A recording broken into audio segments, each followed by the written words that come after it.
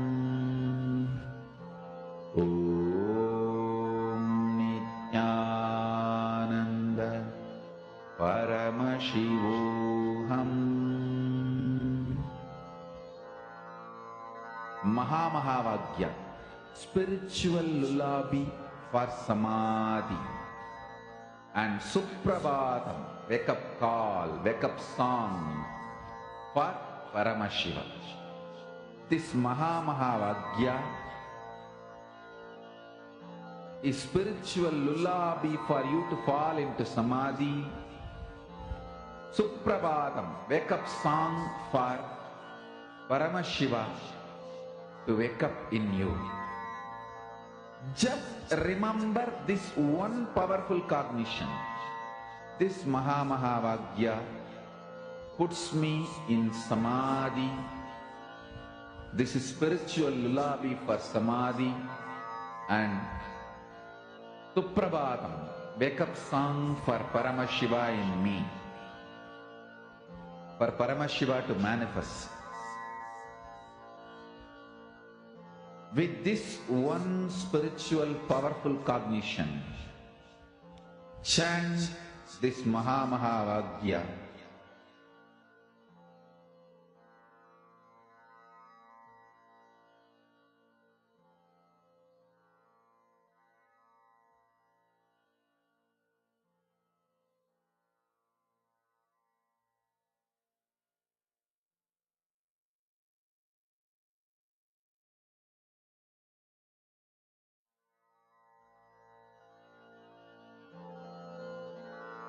Mahamahavagya, spiritual lullaby for Samadhi.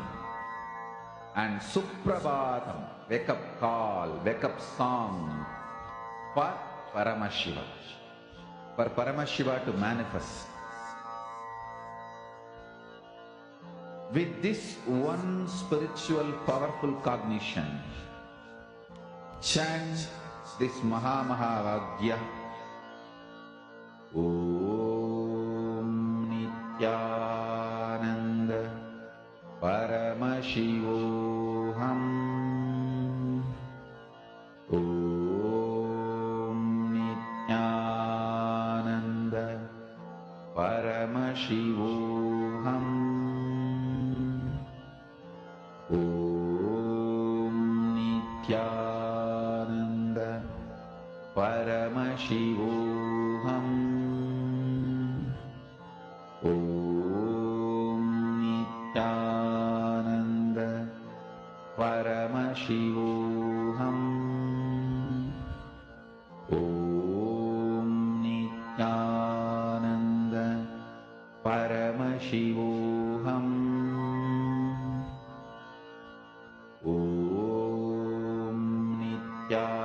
Nityananda Paramashivoham. Om Nityananda Paramashivoham. Om Nityananda Paramashivoham. Om Nityananda Paramashivoham. Om Nityananda Paramashivoham.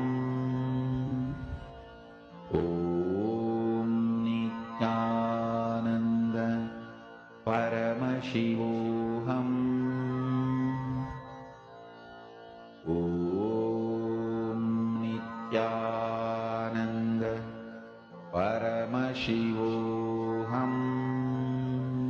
Om Nityananda Paramashivoham. Om Nityananda Paramashivoham. Om Nityananda Paramashivoham. Om Nityananda Paramashivoham. Om Nityananda Paramashivoham. Om Nityananda Paramashivoham. Om Nityananda Paramashivoham. Om Nityananda Paramashivoham. Om Nityananda Paramashivoham. Om Nityananda Paramashivoham. Om Nityananda Paramashivoham. Om Nityananda Paramashivoham. Om Nityananda Paramashivoham. Om Nityananda.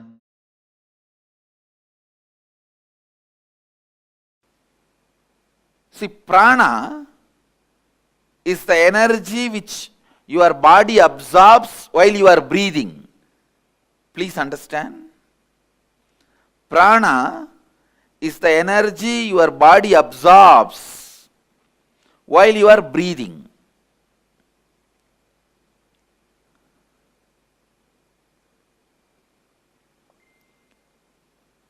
Air itself is not prana, but the energy which comes through the air is prana.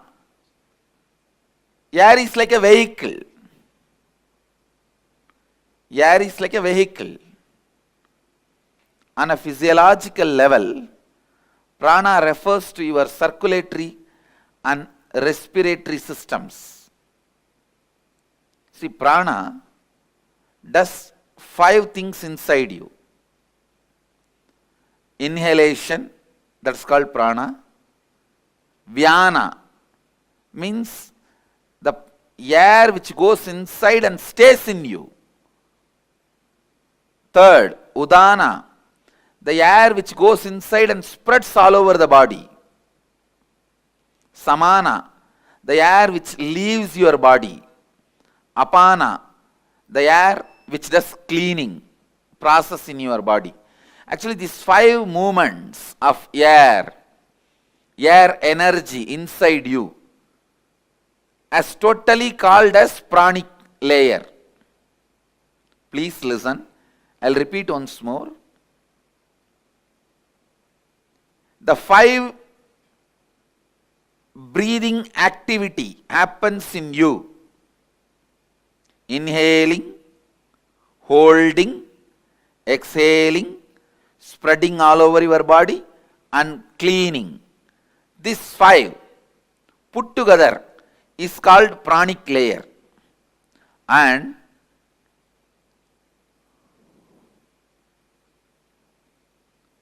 all the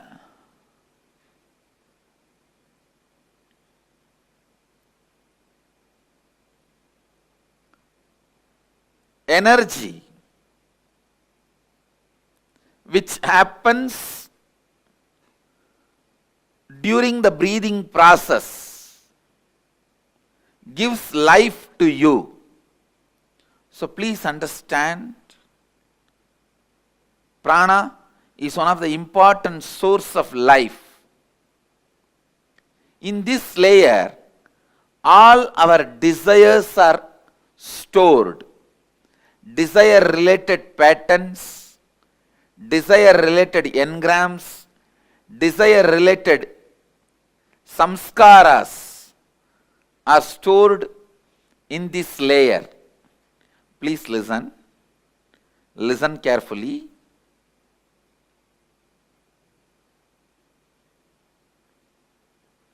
Your desires are your life. Your desires are your life. Listen. It's your desires which infuse life into you, and it's your desires which infuse energy into you. Same way, conflicts in your desires brings tiredness in you. Contradictions in your desires brings boredom in you. Confusions in your desires bring frustration in you. Please understand. Your desires are your life. Conflict in your desires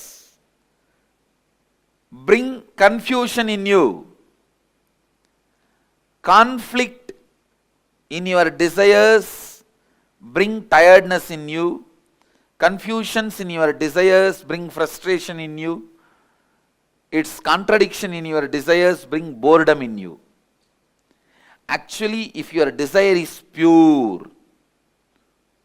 every breath you inhale and exhale will make the desire into reality. When your desires have conflict, confusion and contradiction, every breath brings tiredness, boredom, frustration in you. Every breath is like a air blower into balloon. Your desires are the shape of the balloon. If the shape of the balloon is Tom and Jerry, when you blow the air, you will have Tom and Jerry. Conflict, constant conflict.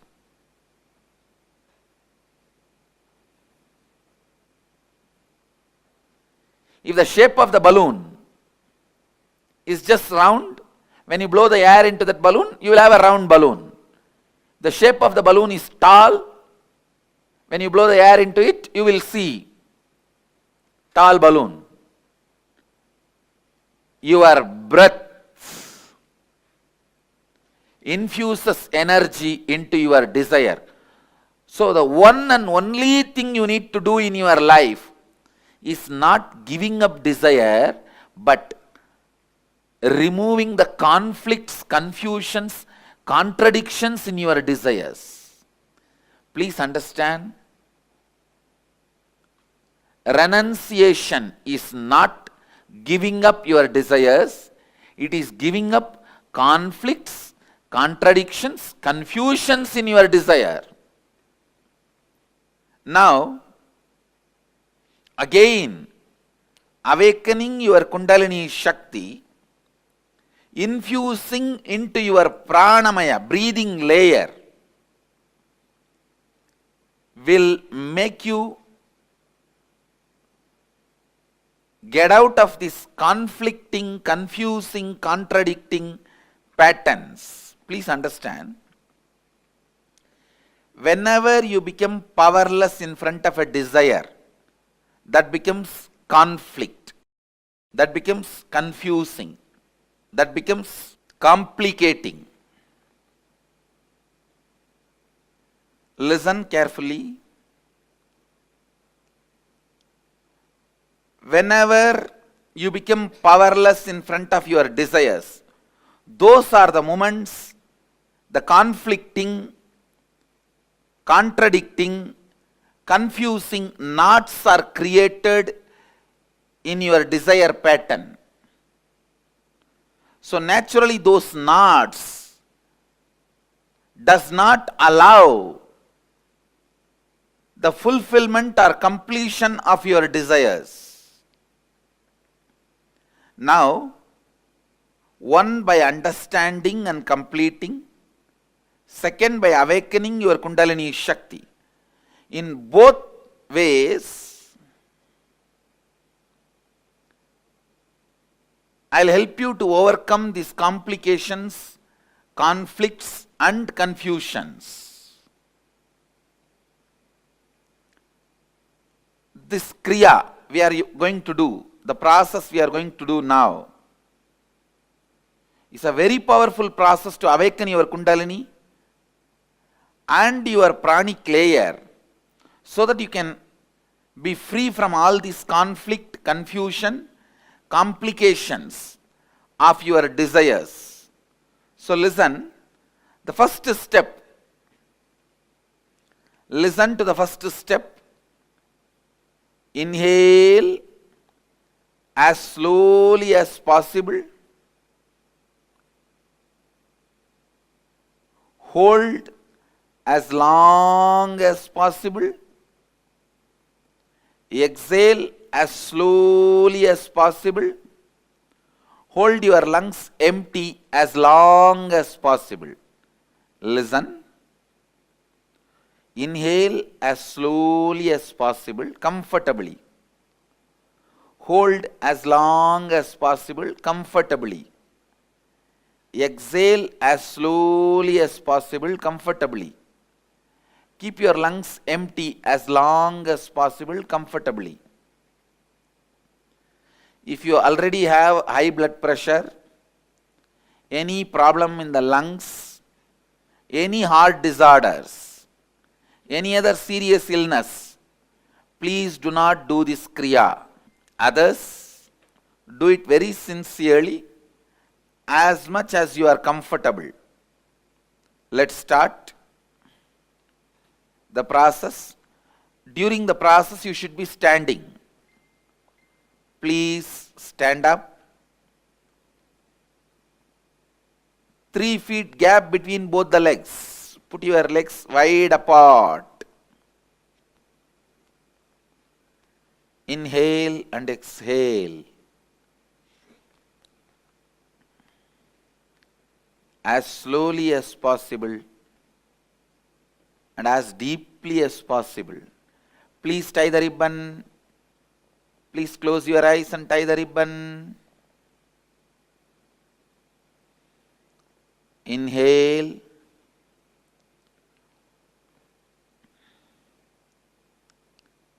As slowly as you can. Hold as long as you can. Exhale as slowly as you can.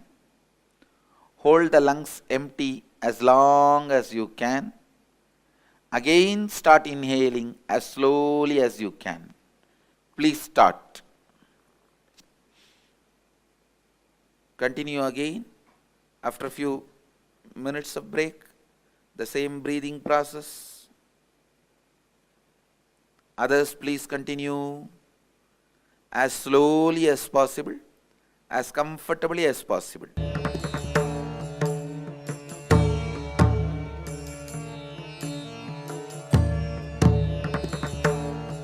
Relax. Please settle down wherever you are. You can have a few minutes break.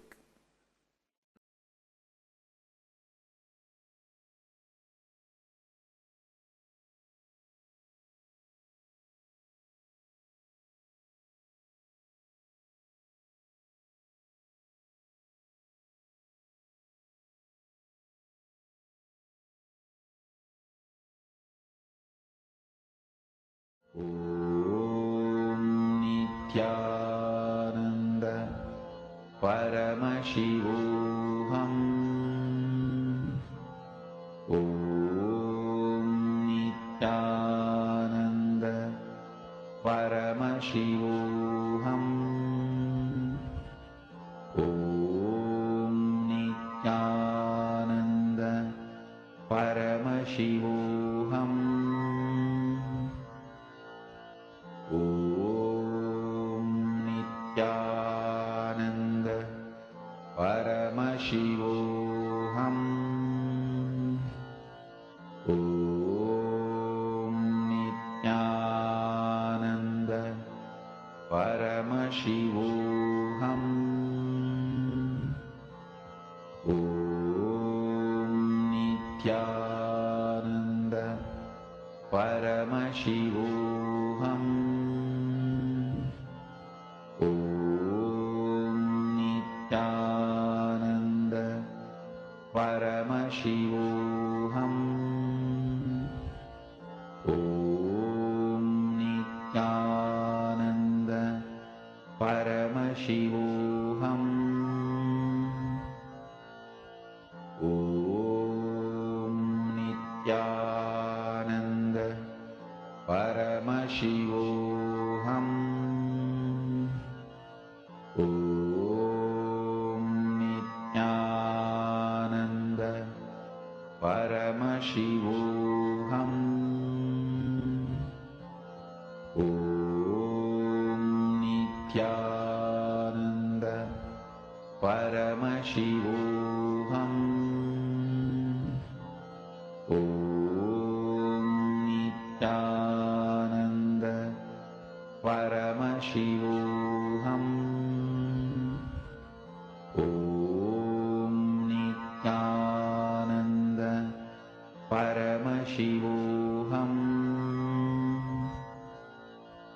Om Nityananda Paramashivoham.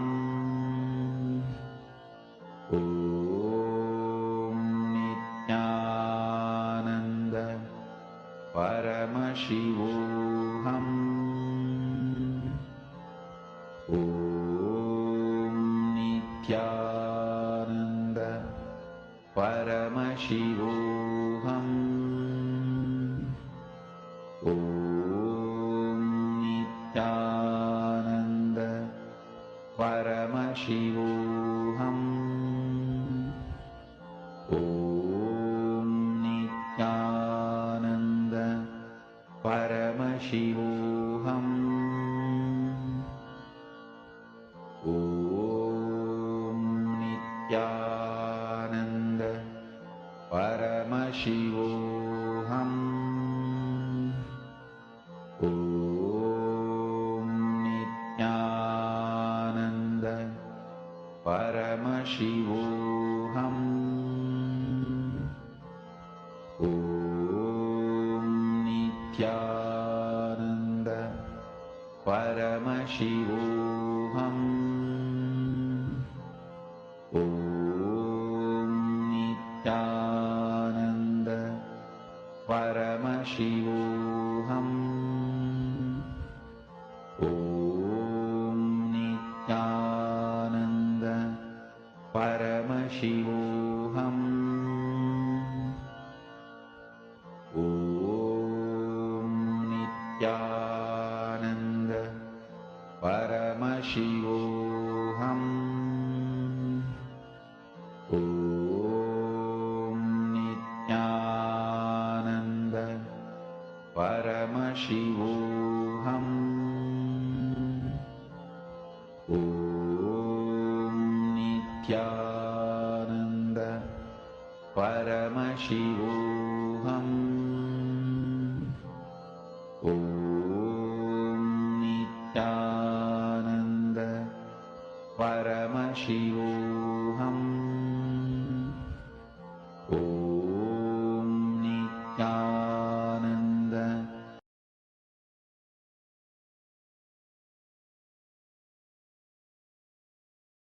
What is wealth? Knowing the knack of how you have to be useful to society and enrich it so that they enrich you. That's all.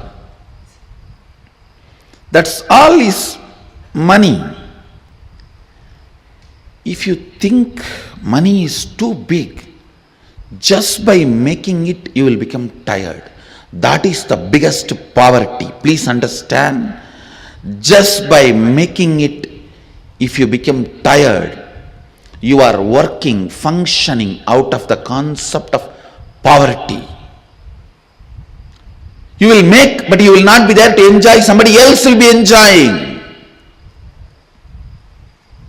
That is why I am saying, make money without thinking it is too big.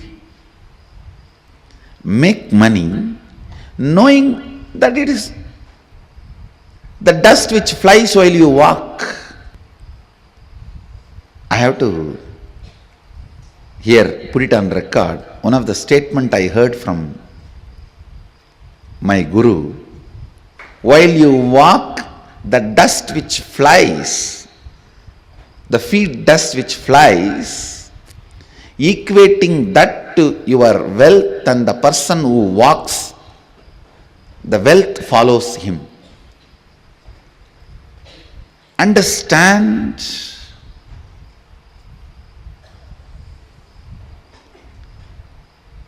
The powerfulness you demonstrate, the powerfulness you carry in your thinking, in your feeling, in your words, in your action, the side effect of it is wealth. The side effect of it is wealth. The moment you think wealth is important, you will become tired by achieving it. Becoming tired by achieving it means you will feel cheated. Please understand, you will feel cheated. Understand, always be clear. Your focus should be on the powerfulness and awakened state of your being and push through your life. As a side effect, wealth will be overflowing, you will be enjoying it. Uneducated are those who are educated only in schools. Poor are those who think money is only wealth. Poor are those who think money is the only wealth. If somebody thinks money is the only wealth, how he is going to be cheated?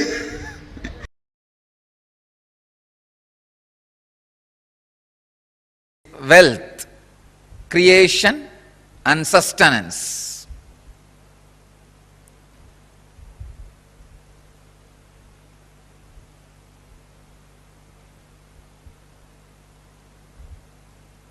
I can say life can be equated to two things. One, the ability to achieve what you want in the inner or outer world, or just getting stuck in both the world.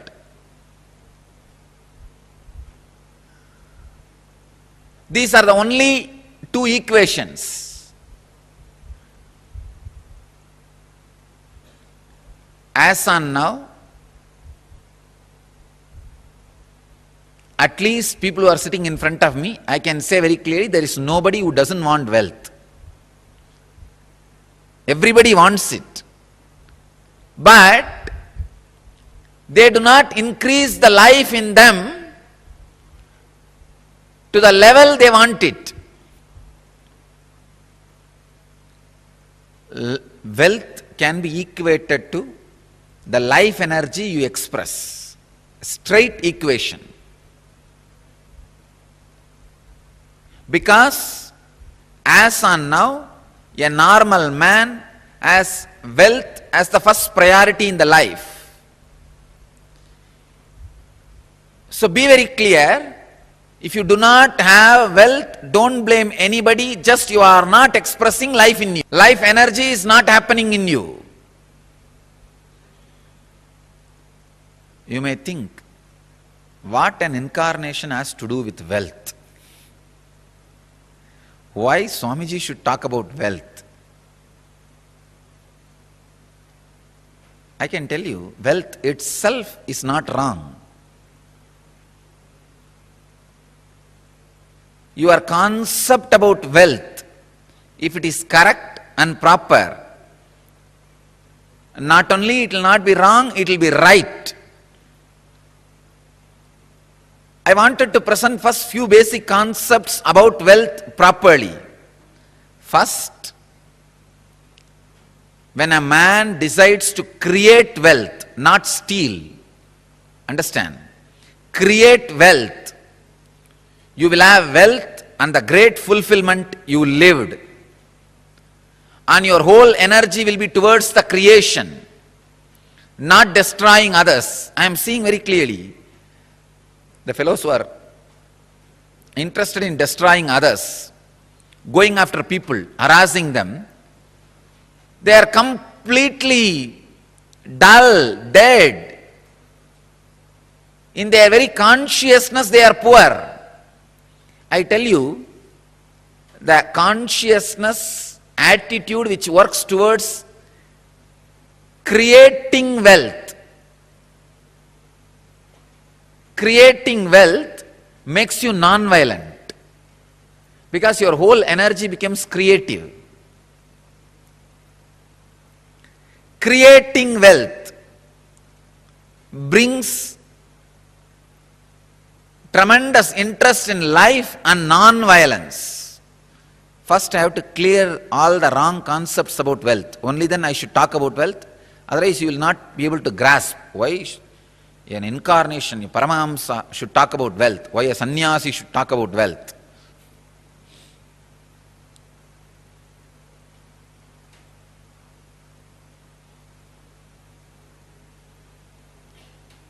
Only he can talk about wealth because he has gone beyond wealth.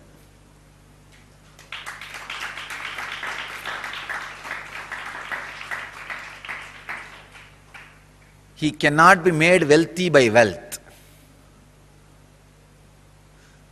Only a man who cannot be made wealthy by wealth has a right to talk all the secrets about wealth.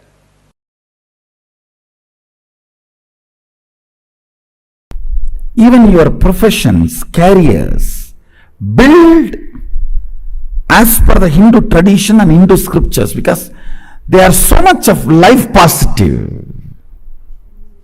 And I tell you, the wealth you generated by being life positive is awarded to you as your richness in any plane. Please understand, with all my integrity to Sadashiva, I give you this cosmic legal advice. For example, if you are a doctor, an ethical doctor, and you are serving the life and making money, that wealth comes with you even when you go to Kailasa or Swargaloka, or when you come back to planet Earth. Please understand, I am very responsible when I am uttering these words. These are really true. But if you kill somebody, murder, sell alcohol, or sell meat and make money, not only that wealth will not come with you when you move to different planes, that sin and the torture and the suffering follows you wherever you go. One of my close disciples who listens to my words, I told him, see, I can relieve you from any sin, but don't run non-veg hotel. Even I will not be able to help you handle when you leave the body. He listened and left it. Left the non-veg hotel. That was his profession, his bread and butter. But he said, Swamiji, you said, that's all. No more. He just shut it down. Contribute. For example, if you are running a software company and making money, it's a contribution. It's good for you. Contribute and make money. If you are selling a house, doing real estate, it's good for you. It's a contribution. In that, making profit is not wrong. But fundamentally, it should be contributing to humanity. Never do this meat, alcohol, that kind of business which is harming the beings. Same way, tobacco. Never, never, never do that.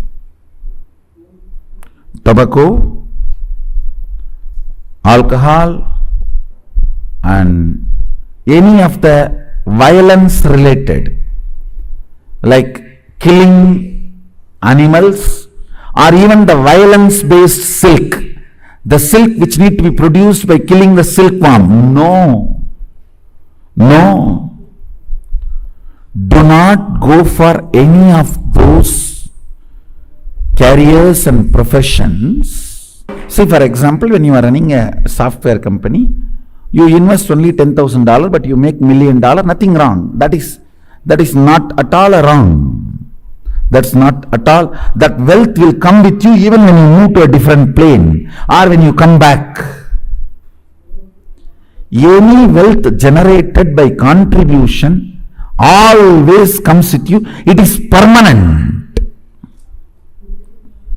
Never create a wealth based on violence. For example, you are a teacher.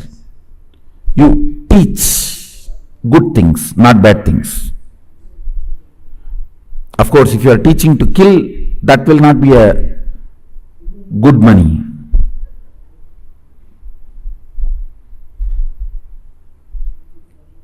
If you are teaching people to contribute and generate wealth, that will come forever with you. Anything done by contribution, addition, will come with you forever.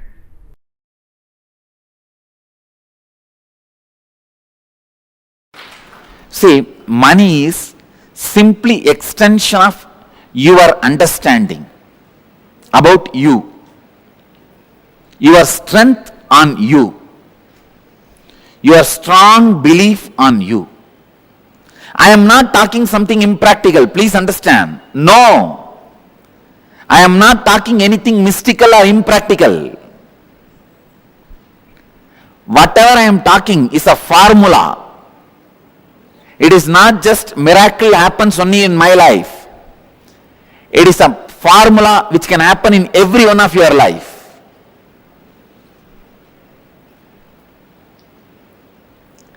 The right attitude towards money is, please understand, the right attitude towards money is, it has utility value for the things you want to do. Neither suffer with the feeling I don't have enough, nor be overloaded and develop arrogance or ego or influenced by having it. Neither be influenced by not having, nor be influenced by having.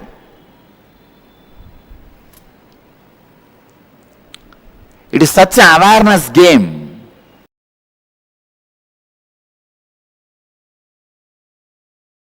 Wealth is not something outside from you. It is extension of what is you. Please understand.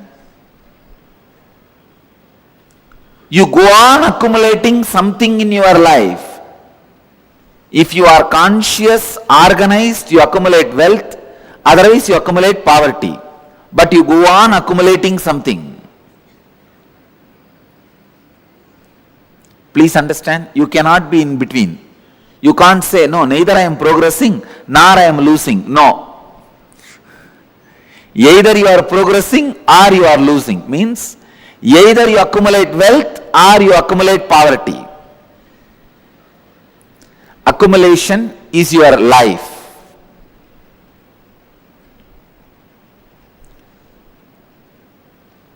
Wealth is not something outside you, it is extension of you.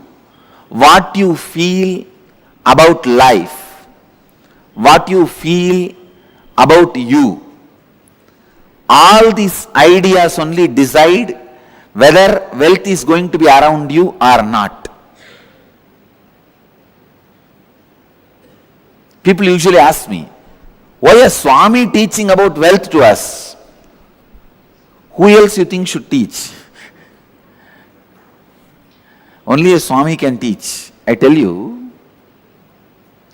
because your concepts about you plays a major role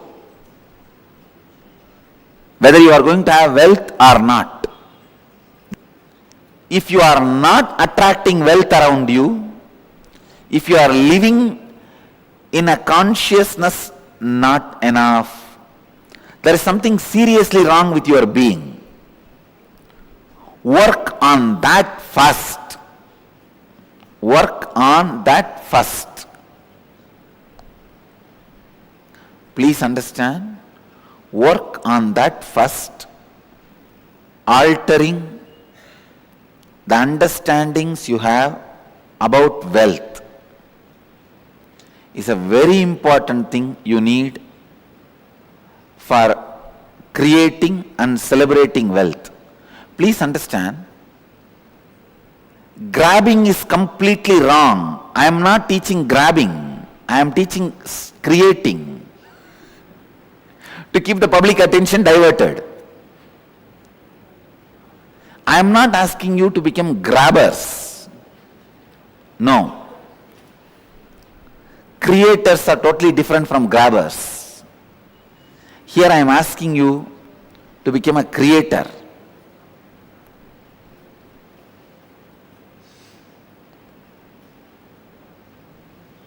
Wealth is not just money and gold alone.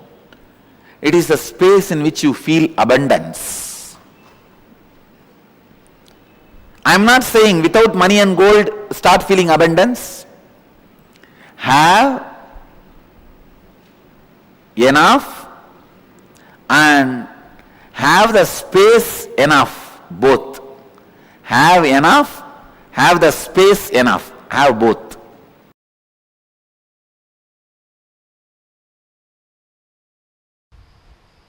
Wealth, money, abundance, even though all these words look like they are same or synonymous, it is not. Please understand, money is directly controlled, manipulated by few people who keep that concept alive. When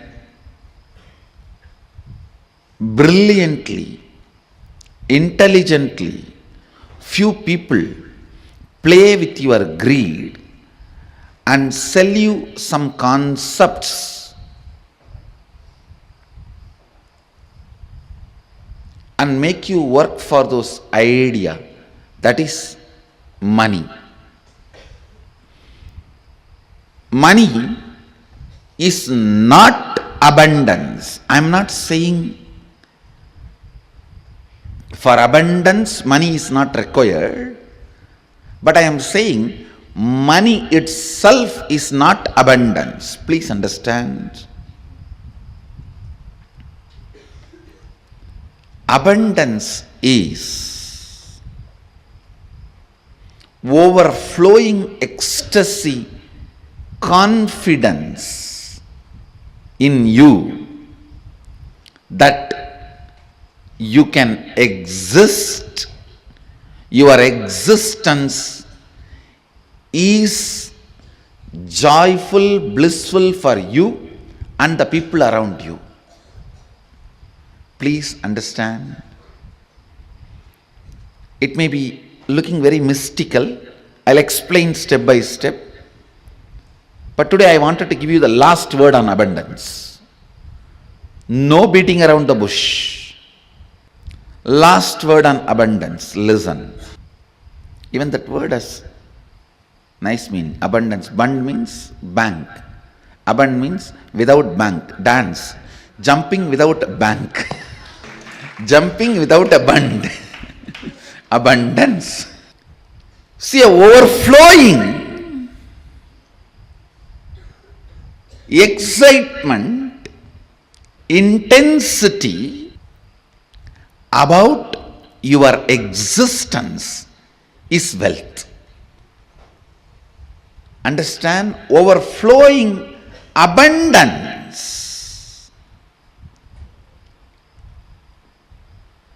about your existence, which expresses as your health, as the confidence to make whatever you want, as a strength to manifest everything you need, and not attacked, disturbed, destroyed by the so-called social impossibilities put on you. Please listen. Society puts impossibilities on your head so that you can lose the idea, you can lose the purpose you can lose the goal of your existence. Please understand. Man who remembers his purpose and goal can never be manipulated or controlled. He will always be living in abundance. If you want to enslave somebody, first thing you have to make him forget his goal. The man who remembers his goal is the wealthiest man in the world. He is the most wealthiest man because continuous remembrance will create an ability to manifest. Some of the basic truths about abundance need to be internalized. Please understand. The real abundance is awakened feeling. That's the essence. Experiencing awakened feeling.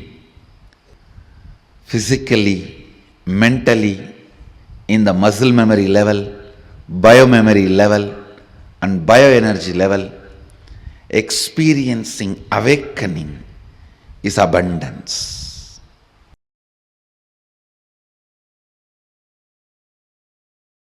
The idea, the concept with which the wealth is generated, you have been asked to work, is wrong. Doubt that. How you feel? Actually, this was told to me by my guru. If you feel every rupee added to you makes you more rich, you should feel much more richer by every long breath added to you. Every long breath, the energy it awakens in you, energy it radiates through you, is equivalent to every rupee accumulate. He told in the sense of that the Kundalini energy which is functioning in your system is more important than wealth. Let me explain more detail. Please understand. Poverty is nothing but deciding to live without finding solution for your problem. Somebody came to meet me. The person knows all his problems. Almost 6-7 hours we were discussing only his problems. He himself says, I am not interested in solutions, Swamiji. I told, be aware of negative people. They will find a solution for they will find a problem for every solution. See, if you go to a positive person, he will find solution for every problem. If you talk to negative people, they will find a problem for every solution. And still, after talking to negative people for hours, if you are not drained, you are an incarnation. Poverty means knowing your problem, does not want to solve it. Richness means constantly being alive. Please understand, being alive is enough. You will not tolerate the existence of conflict and confusion and dilemma. All I am requesting you to get out of poverty is just increase the number of your waking hours. Nothing else. Reduce the tiredness and boredom. The time you worship Nidra Devi Puja, reduce that time, that's all.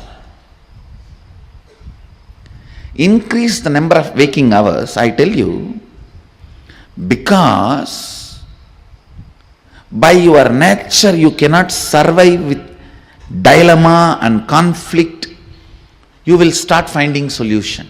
You will push yourself towards the solution. You won't keep quiet. The meekness, weakness in thinking through about your existential problems is poverty.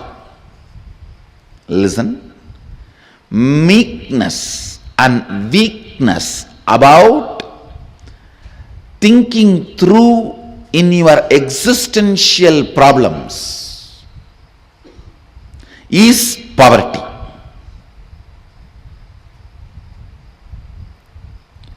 Poverty is nothing but resistance to life. Poverty is nothing but directly, indirectly cherishing and enjoying death. That is why for abundance webinar I have kept Keshavartha Murti here. By killing death only you will manifest abundance.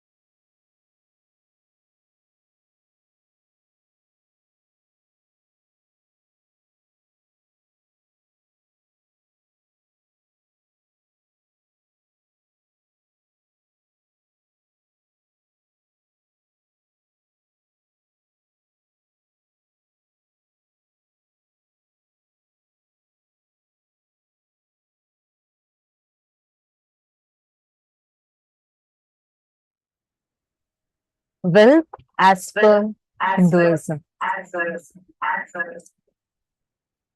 So beautifully, Swamiji defined to us literally what wealth is and how the myths that we carry about wealth are wrong. Wealth is not something wrong. Being wealthy, wanting to be wealthy is not something wrong. I know we all generally normally think that, oh, it's a very common misconception that we carry. Like almost poverty is equated to, say, sacredness, being spiritual. No, it doesn't work that way. We all the time equate poverty to spirituality. We equate poverty to call yourself as some good person. But poverty is a lack of consciousness. See, there are people who consciously decide, I don't want wealth. That is okay. That is different. But equating poverty to spirituality is not the right thing, because being wealthy is a significance, it's actually signifying that you are consciously alive, active. So Swamiji had taken us through a series of powerful cognitions, and the first part of the session we all understood how the conflicting desires, contradictory desires inside us are responsible for us not to manifest wealth. How many of you understood that part?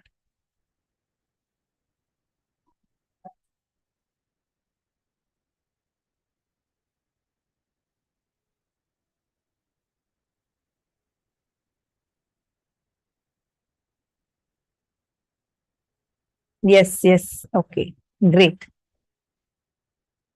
So now we are going to understand this step by step. Ankita, is Anisha also there with you? Actually, this concept would also help. I only see you. Okay, I see both of you now. Great. Yeah. Anisha, I think you could be a little more visible.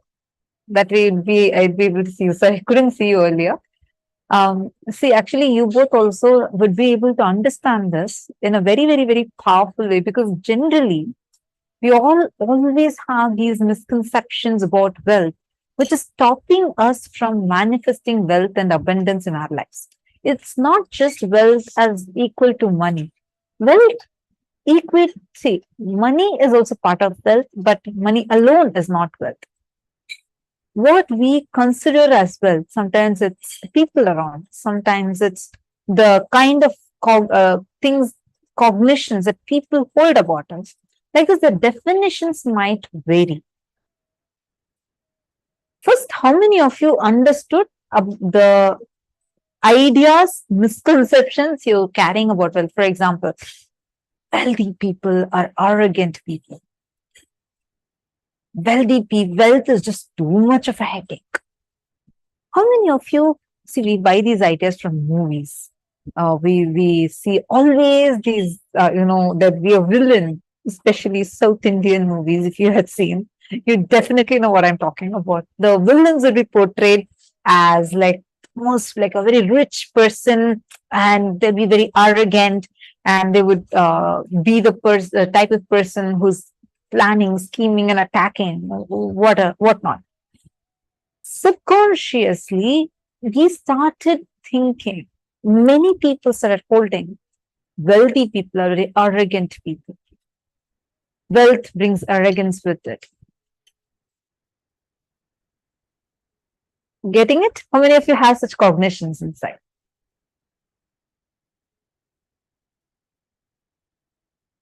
That's my biggest problem in life, by not understanding correctly about wealth. Ma Nityananda Jnana Yogi has posted. Yes.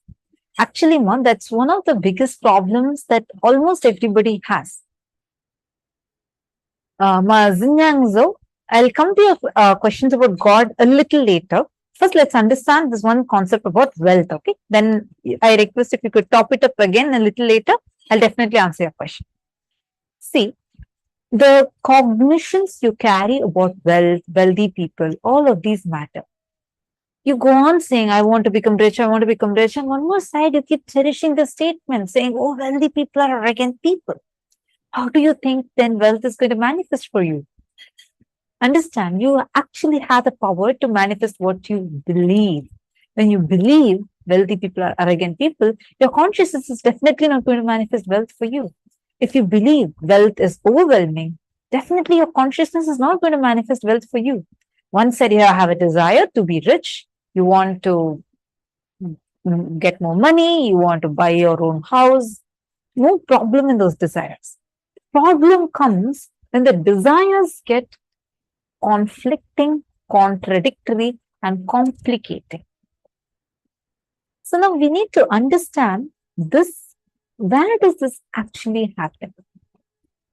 Let's understand about this conflicting desires, contradictory desires, and complicating desires. Okay, I want you all to do a quick activity with me. I know we do it every season, but this gave me such a powerful understanding. So could you all do this along with me, please? May I request all the participants to close your eyes. You're going to visualize along with me, and you're going to be visualizing whatever I'm telling. Okay? Ready? Please close your eyes. Visualize these things. I am walking. Just visualize yourself walking. I am sitting. I am running. I am dancing. Just visualize these things. Visualize you doing these actions. Now visualize, I am not running. I am not jumping.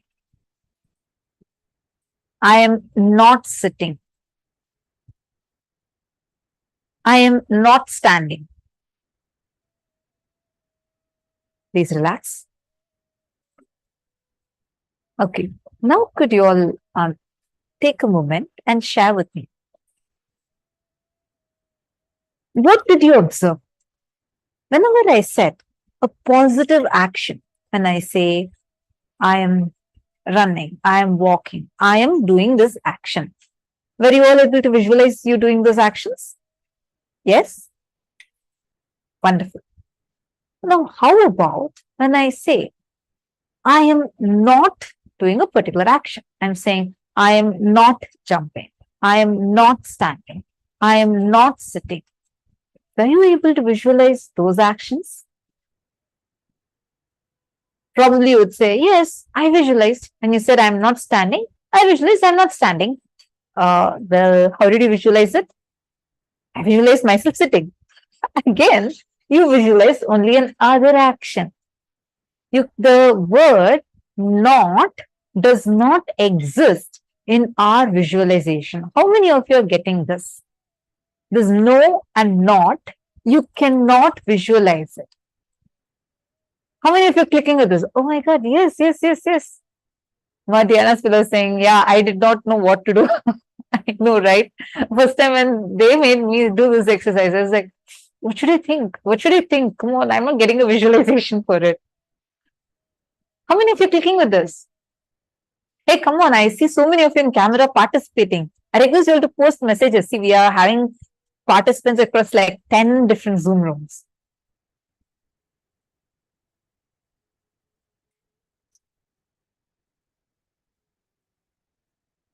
Okay. Yes, clicking. So I visualize other actions. Yes, Ma, when you said negative action, I visualize the opposite action. Exactly. Here comes the point. We go on saying, I am not poor, I am not going to be poor, I don't want poverty, and visualize, and think, aspire that you will become rich. You are empowering poverty when you keep saying, I don't want poverty. Your mind, your brain does not cognize the word no. When you say, I am not wanting to be poor, I do not want poverty, you visualize poverty. It's not just visualization alone. It is what connects inside of you. Your consciousness goes on empowering poverty, poverty, tatastu, tatastu, tatastu, so be it, so be it. And you manifest poverty as reality, and then you have a complaint. God is sitting somewhere and conspiring against me and making me so poor. Who's conspiring against who? We are doing it to ourselves by going on cherishing the type of thought current called as the contradictory thought current. In the same sentence, you have desires that are contradicting each other. Simple example. I want to get rid of this headache. That sentence will never get you rid of headache, because every time you say that sentence, you're empowering your headache. One side you are desiring to be healthy. One more side you're desiring headache. How will that healing happen? How many of you are understanding this? See, this is an important subject, because today the wealth manifestation, if you click with this, any desire you have, it can become a reality. How many of you are understanding this example? We go on thinking, saying that I want to become healthy. I want to get rid of the headache. I want to get rid of my poverty. I want to get rid of my loans. Do you think now, with the exercise that all of you just did, can you all tell me, by me constantly saying, I want to get rid of my loans, I somehow want to get rid of my loans, what will I manifest? Will I be able to actually get rid of my loans? Or what is the reality I'm going to manifest?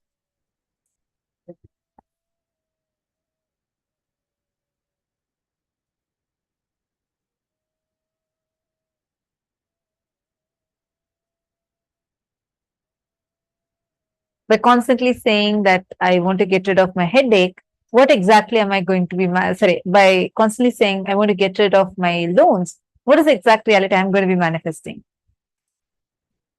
Please take a moment and post.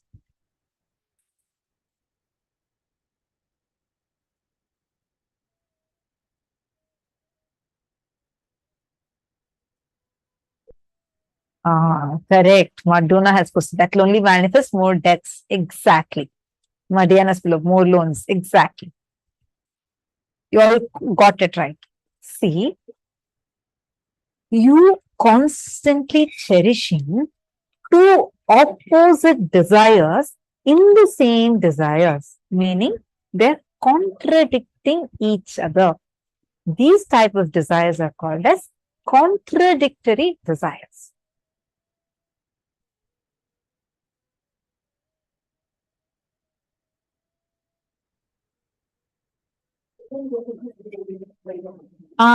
Okay. Ma uma lam kaje lam lan sorry. Ma uma. I'm sorry, I'm not able to pronounce the last word. I really apologize for that. Ma uma, you have posted another example saying you have a conflict between spiritual and material desires. That is not coming under this subject. See, there are three types. First, contradictory desires. Same desire, you have two contradictory thoughts within that one line. Means the sentence is contradicting itself. The same desire is contradicting the purpose of it. Next, conflicting desire. Conflicting desire means two desires. Like example you posted is conflicting. The spiritual and material issues. You all the time want to do spiritual practices, and you all the time want to increase the income and through better paying jobs. See, first of all, these two are not conflicting, but right now you feel these are conflicting. Let's address it as conflicting desires. So this is conflicting desires. Third category means, see, conflicting, are you all understanding? First, are you all clear with contradictory? Contradictory desires. Same desire, you have two different, like you have a desire to become healthy, but you go on empowering your headache. So your desire is one, but what you're empowering through the desire is contradicting the very purpose of the desire. Because your mind does not understand, no. I want to be rich is different from saying, I want to get rid of all the loans. I want to get rid of all the loans. That I want to get rid of the loans is a contradictory desires. Conflicting desire is night you decide, I got my new yoga clothes. I got a new yoga mat. I have all the equipments ready. I even got new gym equipments. I kept my alarm, everything I'm keeping it. Tomorrow's heat.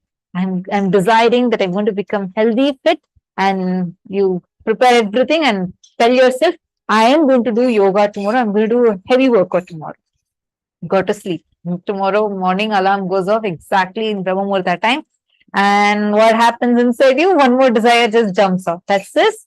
I desire to sleep a little more. And that little more extends, and you miss yoga in the morning. Now, these two are conflicting desires. Once you want something, and one more time you want something else. How many of you are understanding this? At one morning, you feel all up and alive and say, come on, I'm going to achieve things today. Today is going to be a great day. I am visualizing by the end of this year, I should become my own boss. I have to be a CEO. I have to do this. You empower yourself with those thoughts. You plan your day with all that. By evening, you just come back from the office and you just say, hell with all these. Let me not deal with these things. I just don't want job. I don't care of any of this. Let me just go sit somewhere, just leave all this and run away. Just sit and relax and enjoy. Once you're aspiring to take on more work and become a totally active person, all want to be the CEO doing so many things. By evening, you just want vacation. How many of you are catching this? Two different desires, but are conflicting with each other. It's called as conflicting desires. How many of you are getting this? Come on, all of you, please post in the chat if you are able to understand.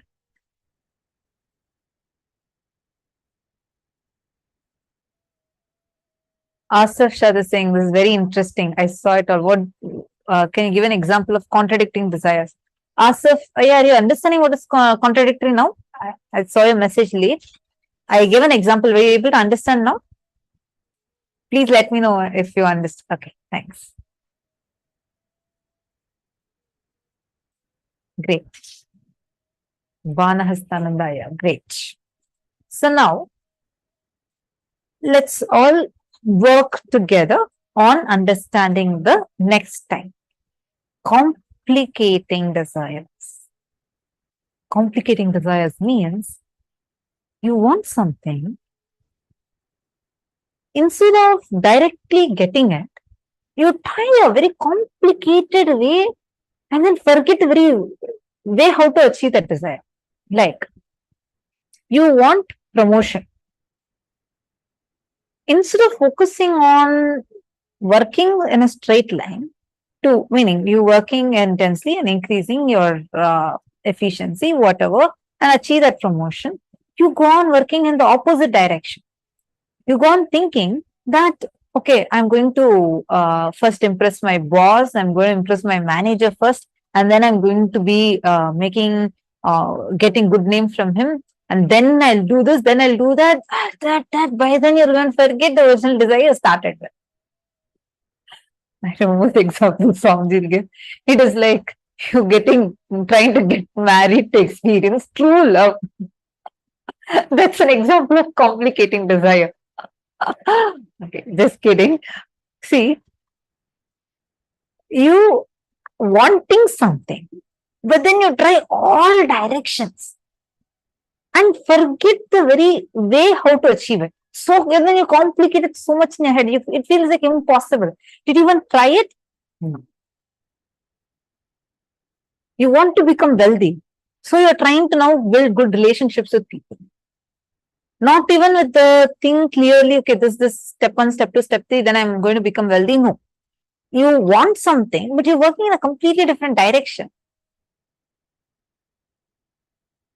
Ma Vimala has posted, we need to learn more positive words to actually, I feel really blessed being grown up in Gurukul because our language is like that.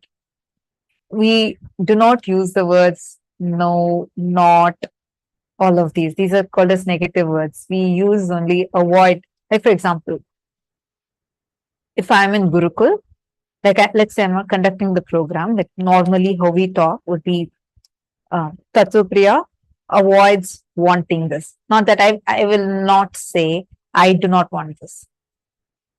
Actually, we talk, that's actually called a Sat Bhasha. That's exactly what we all learn in Gurukul, and that's how we talk. We say zero, avoid wanting. It's a, you'll feel funny, like, oh, what's there in just changing few words? The power it has. It even has the ability where you'll be able to even heal yourself. Prema Karni is posting lol with the marriage and love. Actually, that example is how I understood.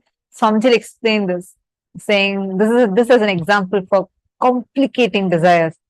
With this example, I understood what complicating desires mean.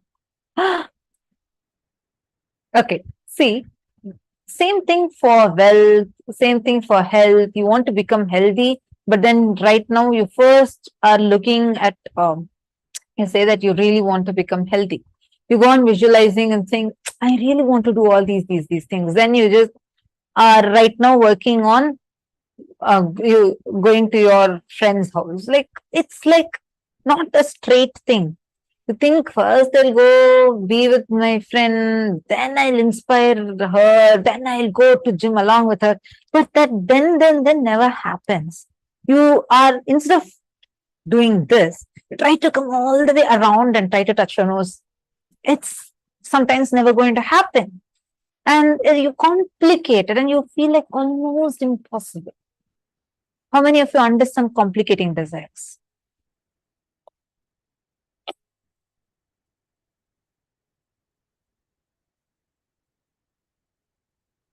Okay, Ma Ananta Mahapurna is saying, I do not see contradiction at work. I want to be active, productive. When my work is over, I want to do something to relax. It's okay or no. Okay, I'll explain this again. See, first thing is contradictory desires. Contradictory means I have a desire. In the desire, let me say, I don't want to be poor. I don't want to have loans. But when I'm actually thinking I don't want to have loans, I'm only empowering loans more and more. So my very desire is contradicting with itself and wrongly empowering something that I don't want. That is called as contradictory. Clear? Next, conflicting desires. Conflicting desires means in the morning you say, I want to bring everything. See, relaxing is not wrong, but many times you come back from work and say that just hell with all these. Who wants the life like this? I don't want to live a life like this. Just get rid of all these things and I'll go sit somewhere in remote Himalayan caves and meditate. I heard this so many times from many people say things like this. I just want vacation. I can't handle work. Let me just have vacation from this. I just don't want it. It's not from the context of just relaxing, but more from a desire to just be without any of this tension. So there is one side you want something, another side you want something else, which two are contradicting. It's like, I'll give a simpler one. Health. You want to be healthy and you want to eat junk food.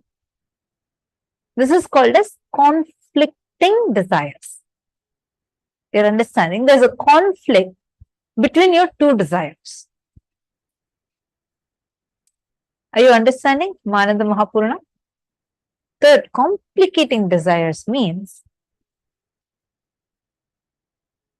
you want to achieve something, but you don't even approach it straight. You go all directions. By the time you go through all directions, you forget the very reason why you started. You want to go originally, go to a shop and buy a packet of milk and come. But then you go there, you go to the road, you suddenly meet up with your friend. Then your friend is talking about some clothes she's going to buy. You go with her, then spend all your money there, and then forget the very reason why you even started from it. This is complicating desires. Ma Vimala is asking, is the sentence "I do not want loans" contradictory because of the word loan in it? When you say I don't want loans, what's the exact visualization you have? What is the exact thing you visualize?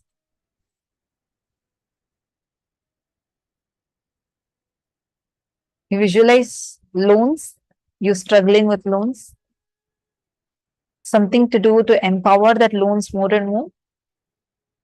Then it is a contradicting desire because that is what you are. It's actually creating an opposite effect of what you originally want. Okay. Glad that all of you are understanding. Would be really lovely to have more of your participation. All the participants, I request all of you to intensely participate. See, wealth is not something outside you. It is an extension of you. Understand, listen. What you feel about life, what you feel about you, all these ideas decide whether wealth is going to be around you or not. In Brihadaranyaka Upanishad, sage Yajnavalkya says, Nava are vittasya kamaya vittam priyam bhavatyatmanastu kamaya vittam priyam bhavati. Verily, for the sake of wealth, my dear, is wealth love, but it is love for the sake for the self, where the very reason you approach wealth should be from the context of you wanting to be active in life, not from the context to earn wealth. We all usually approach wealth from the context of earning wealth. Like you say, you want to go on earning wealth. Earning wealth for what? You want to enjoy it. It's like you go on spending your health and try to earn wealth, thinking one day you'll enjoy it. But by the time you get retired, you start giving that wealth back to trying to get your health back, and you never actually get to enjoy wealth. Working is not wrong. Earning money is not wrong. The context is the thing that matters.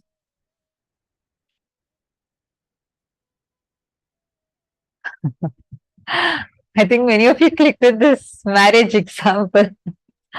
Ma Nitya Kalyana Sundari has posted. Complicating desire. Want to be in love in a marriage. Contradictory desire. I do not want loan. Conflicting desire. I want to be CEO.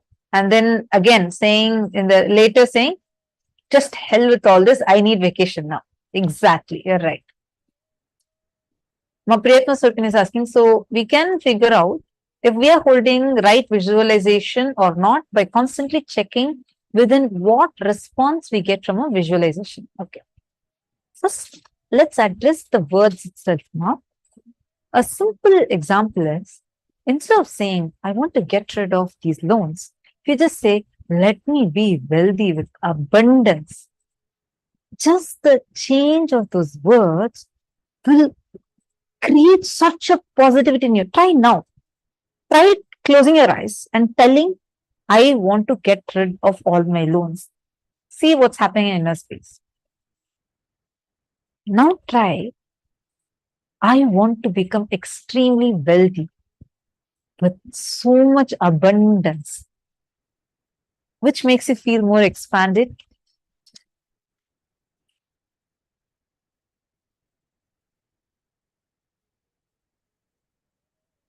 You're understanding. How many of you are getting this?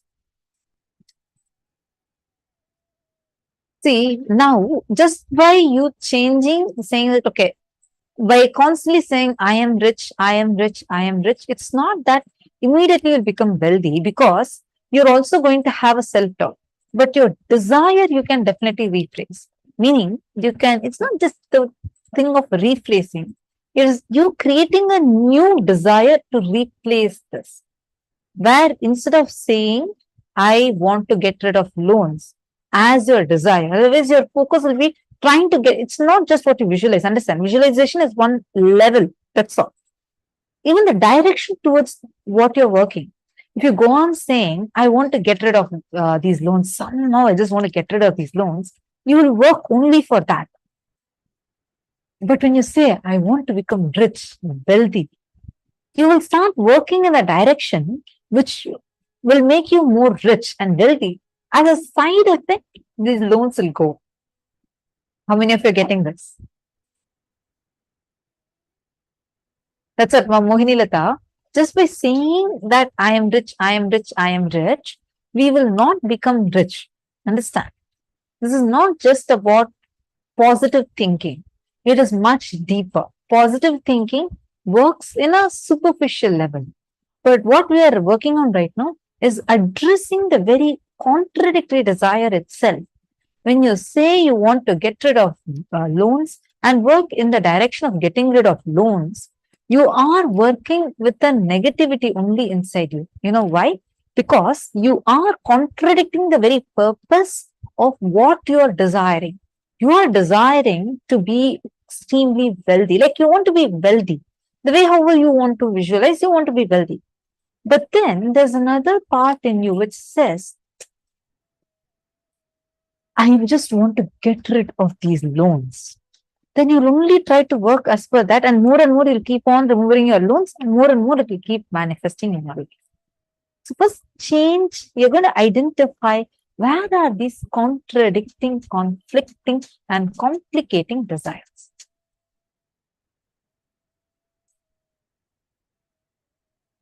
Understand abundance, like our Swami said. One means bank. Abundance means jumping without a bank.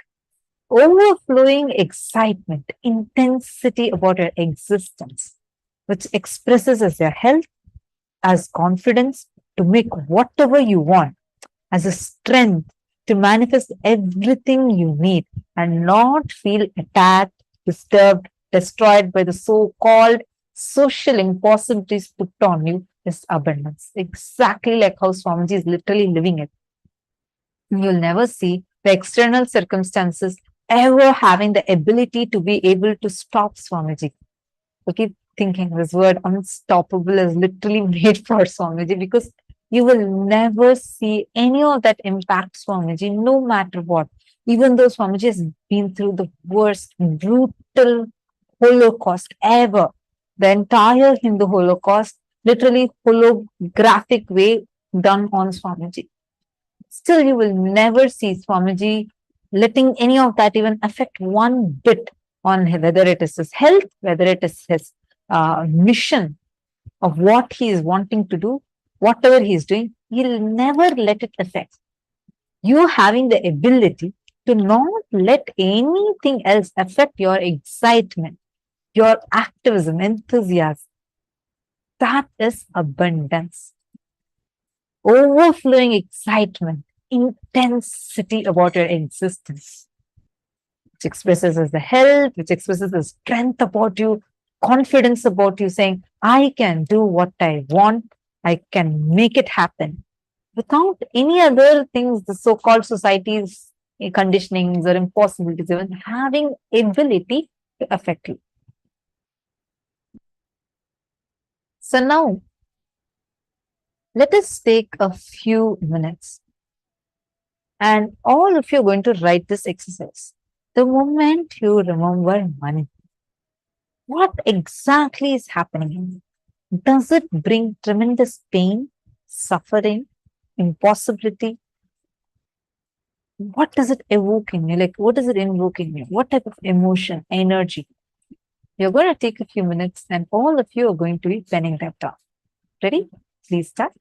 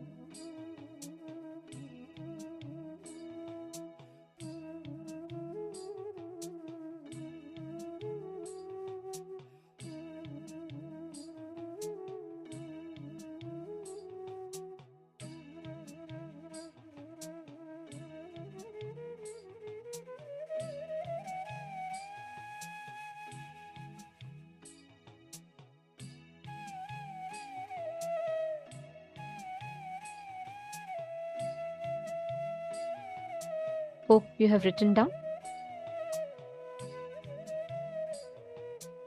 Hope all of you have finished writing. Yes. See, please understand, the essence of this is very simple. All your desires are like balloons. Let's say you have a Tom and Jerry shaped balloon, conflict. Or let's say you have a Mickey Mouse shaped balloon. Let's say you have a heart shaped balloon. Let's say you have a demon shaped balloon. Each balloon can be different shapes. Each of those balloons are like your desires. Now, if you blow air into Tom and Jerry balloon, you can't expect it to be heart shaped, right? If you blow air into, let's say, Mickey Mouse balloon, you can't expect it to be Tom and Jerry, right? What you blow life into, that desire becomes reality. That's a simple law of life. Imagine this, okay? You have hundreds of desires, very true. But what do? Morning we desire, I want to become wealthy. So we go and blow air, which is give life to that desire of wanting to be wealthy. By afternoon, you drop that balloon, you run to the next balloon. You say, I don't want to be wealthy first, I just want a vacation.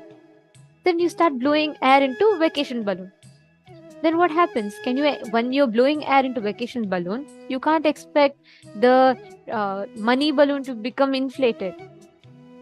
Life is very simple. Swamiji gives this analogy so beautifully, and I always click with this example. The law of life is same. Life, each desire is like different balloons that you have. Which one you give life to, it takes the shape of that. You cannot give life to conflict balloon and you can't expect completion. You can't give life to marriage and you cannot expect joy. Just joking. But each of these, all these contradictory, complicating desires, just identify where and how do we create it. How do they get created? And see that complete with this. If you become consciously aware, that is enough. Just if your consciousness becomes aware of it, that is enough. From there you will see how you will start manifesting it.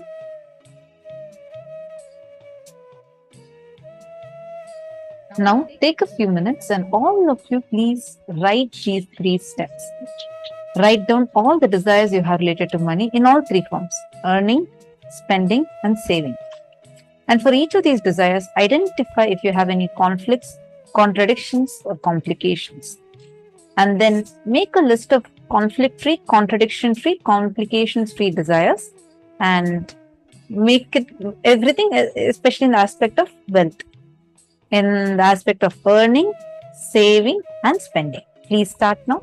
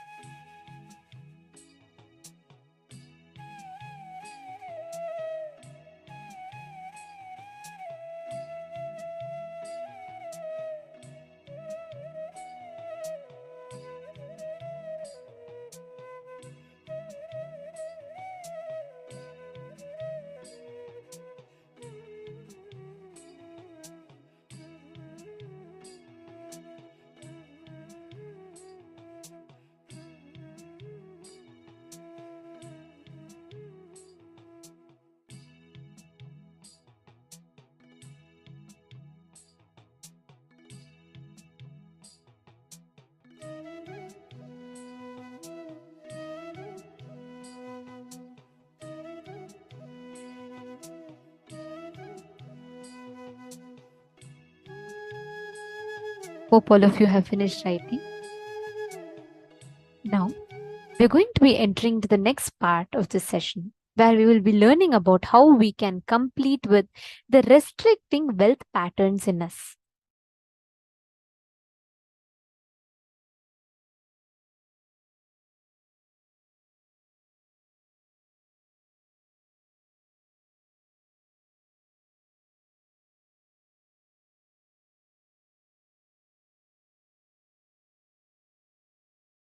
When you say, how will the Awakening Wealth Conscious program help me? It will align your whole thought current and consciousness towards life positive and wealth positive.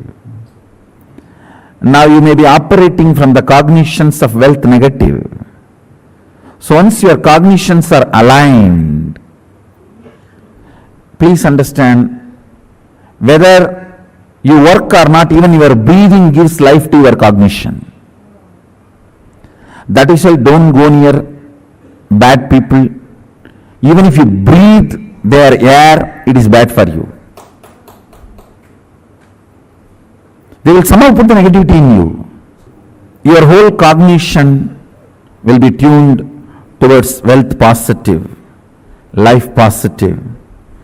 Naturally, you will manifest that in your life.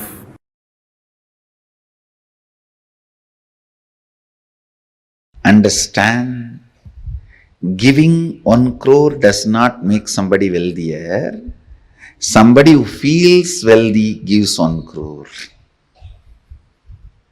Understand, abundance is the confidence they have on themselves and their existence to manifest as much as they want, so they go on sharing, breathing out so that they can breathe in.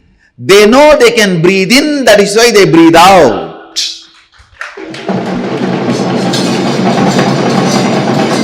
If you are doubting, will I be able to breathe in and hold the breath inside, you will be dead. They breathe out because they know they can breathe in. They share because they know they can generate. They share because they know they can create. They share because they know they can manifest. Understand? Giving 1 crore does not make you wealthier. Person who feels wealthier gives 1 crore.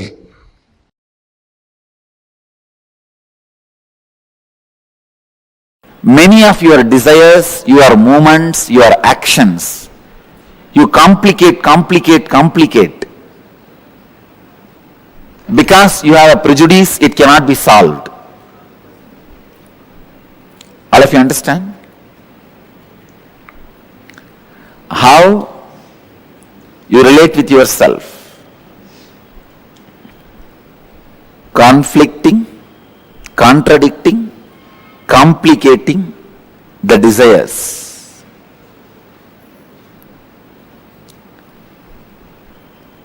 I also wanted you to understand how you relate with yourself. In 2 ways you relate with yourself. First, the lower identity or the lower ideas you carry about you, or the higher identity, higher ideas you carry about you. If I have to give an example, very small things sometimes you feel, no, I cannot walk 3 floors and go to my office. So I don't want that job. Sometimes very small things, you complicate it so much and you really believe it is a big problem. I am giving you one example.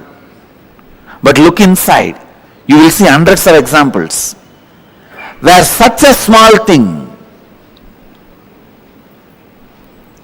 because of the lower ideas you carry about you, and same way sometime You carry very high ideas about you. And very difficult things, very difficult for others, you finish it so easily. Because the ideas you carry about you. Now first I want you to work. I'll give you a small exercise to work on the ideas you carry about you, so that I'll lead you to the next level of conflicting, contradicting, complicating desires. You felt very low and unhappy. Describe the incident and write down the experience you had about yourself. Contemplate and write down the lowest ideas you carry about you. I am not capable, I am not good enough, I am a failure, whatever you are carrying. Second, recollect the first incident in your life when you had the first idea about money. What were your first thoughts and engrams about money? Third, scan your whole life and identify if you had incidents in your life where you are left incomplete in aspect of money. Means feeling unfulfilled because of money. Write down the wounds that got created in you and in your relationships because of money. Answer these three questions. I'll make you understand conflicting, contradicting, complicating desires, and how the higher identity, lower identity you carry. It is almost like a bypass surgery. Please, I'll give you the example. When I say write down any wounds that got created in you in your relationship because of money, somebody asked you money, you did not give and the relationship is broken. Or you gave money to somebody and they did not return it, the relationship is broken. Or you asked money, they did not give and the relationship is broken. Mention all those, record all that. Then I will give you the deeper insights.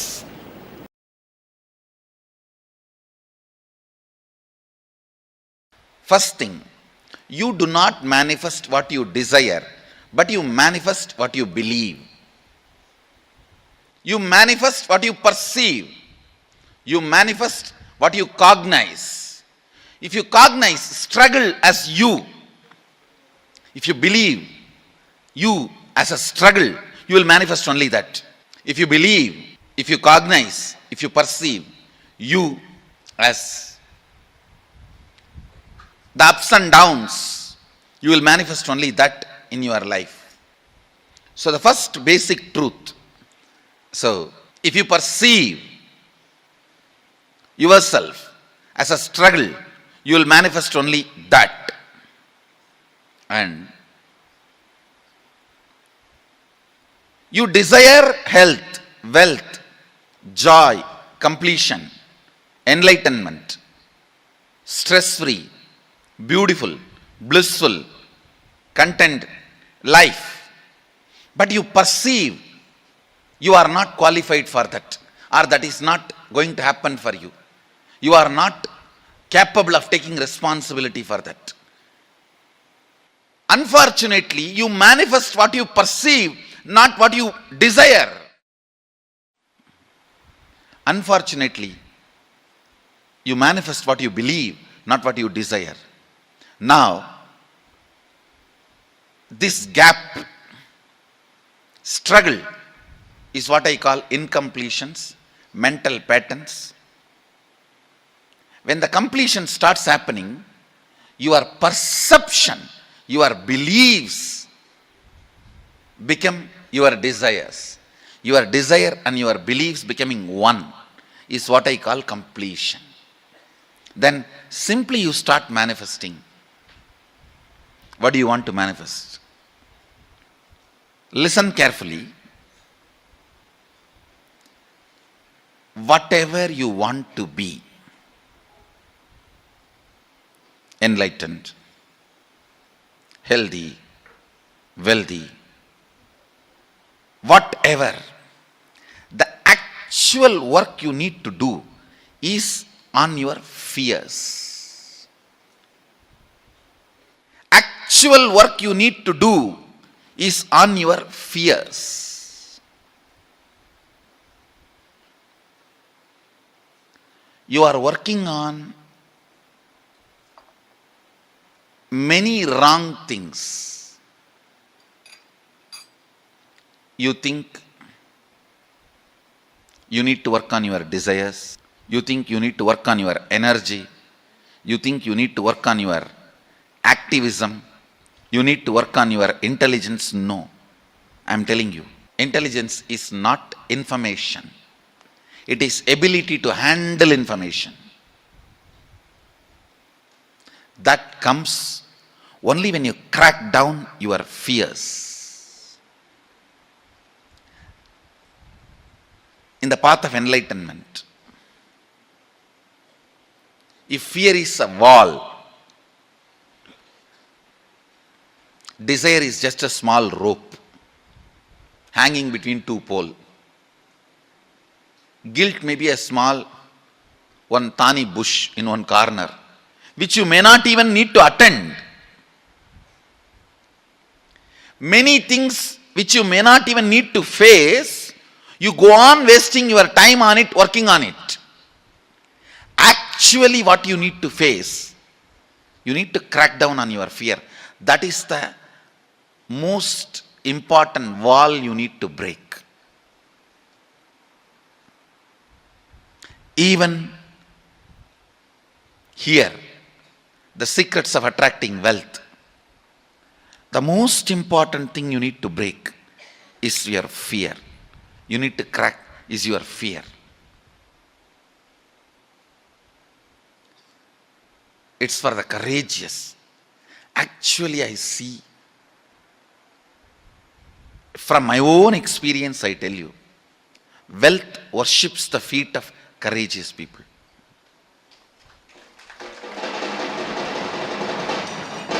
End of the whole secret. You may think, looks too plain, too bland.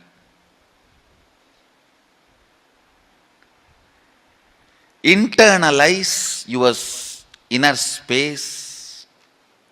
Internalize this truth. Use this truth as a weapon to beat yourself down. Understand?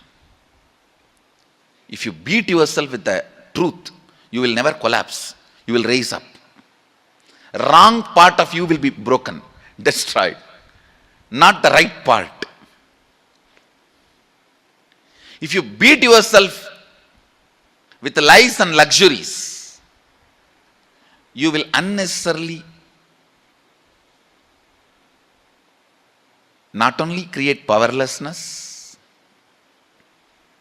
you will be growing in wrong direction. Drill yourself with this one truth.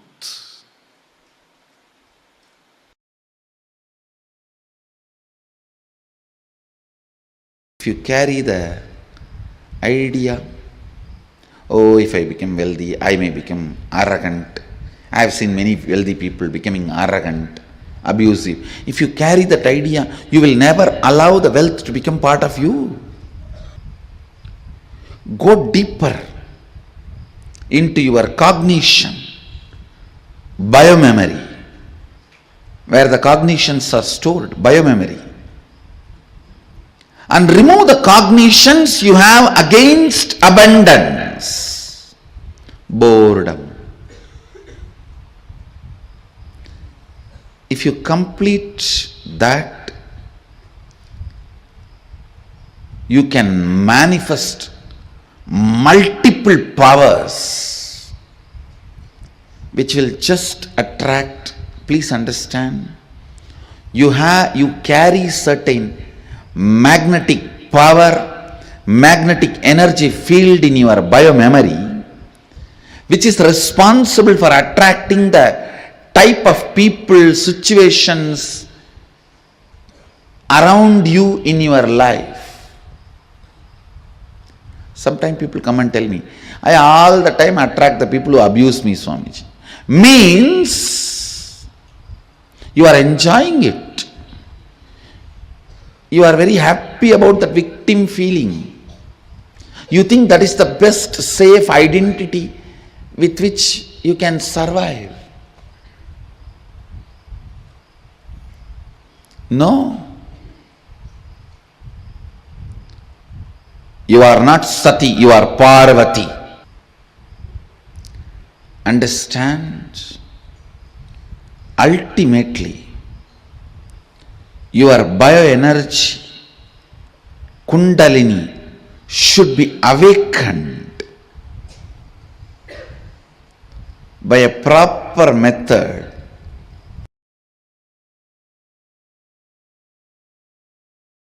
Known or unknown, you can complete. You can be out of it. It is possible. It is possible. I'll explain the science of completion. Understand, this one technique can help you whether you want to get rid of your headache or your whole ignorance and get into enlightenment. Whether you want as simple as healing your headache or as complicated as enlightenment. Anything, this one technique can give you. This one technique,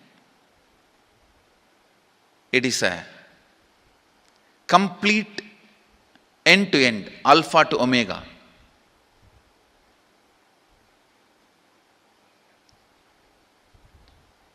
It's from Sadashiva directly. In the Agama, 94th verse, 22nd technique.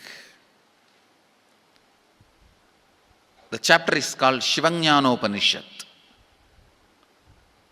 and also called as Vijnana Bhairava. Chittat yanta kritir nasti mamantar bhavayet iti vigalpanam abhavena vigalpair uchito bhavet. You don't have to remember. I am uttering every time so that I will remember. That's all. No, it is just to keep the purity of the teaching. I want all of you to know, whatever I am sharing with you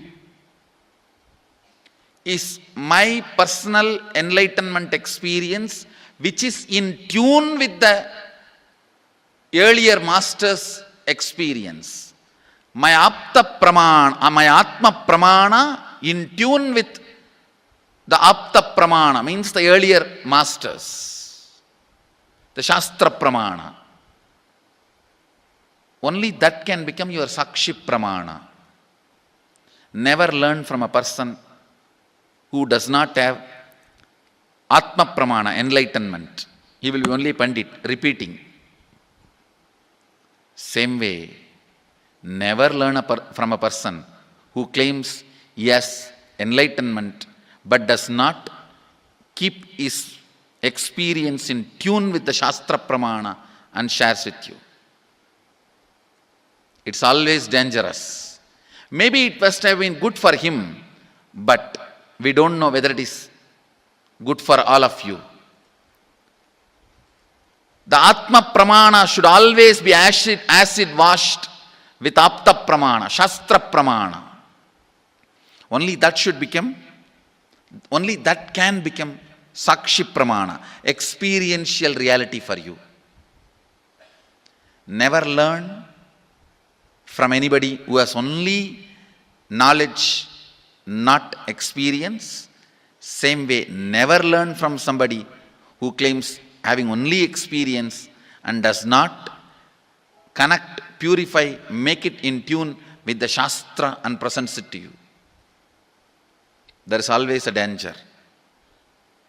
If you don't bother about the Shastra Pramana, you may be having kakka biryani.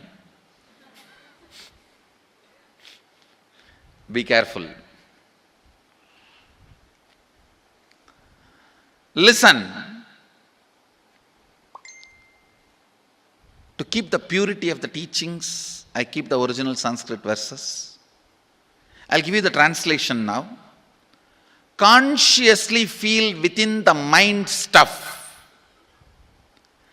of past memories of incompletion with its activities as mind, intellect and ego not existing in me, By contemplating this way in your inner space, disidentify from the past impressions and memories of completion. Put your active attention at the space of past happening. Relive these imagined impressions and memories of incompletion. Then the mind stop having fully ceased from its present characteristics of forming thought patterns and cognitions is complete. Thus you become complete and achieve the original space of complete completion. Listen. Now I will explain. I have read out the translation. I will explain what to do. Now you wrote many of the patterns, incompletions, thought currents you are having about money, ideas, cognitions you developed about money from the young age. Do only one thing. Just go back to that same age when the incidents happened in you, the cognition started building in you, the beliefs started building in you, the ideas started building in you, the perception started building in you. Relive the same situation. I am not asking you just remember. Remembering means, for example, something happened at the age of 7 which is still hurting you about money. You asked 1 rupee from your uncle and he did not give, but he gave it to his son. It's still sitting and hurting. If now you are 47, this happened 7. You being 47-year-old person and remembering what happened at the age of 7 is remembering. Forget you are 47. Forget who you are now. You may be having millions. Just become that 7-year-old who asked and did not receive. For you that 1 rupee must have been almost life.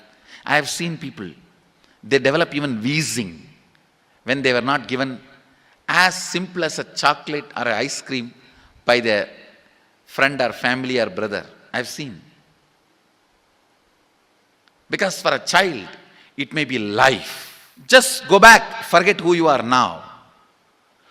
Become that person. When that incident happened, relive. Just see what has happened at that time.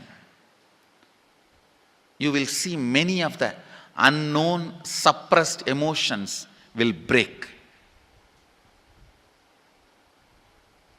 And I tell you, many diseases will be healed. I have seen people walking out of tumors, cancers, asthma, wheezing, just by completion. Because many of your diseases have their roots in some of the incompletions of the past. When you relive, many pain parts in you breaks. Pain bodies collapse. The pain patterns melt down, which completes many other issues which you don't even remember.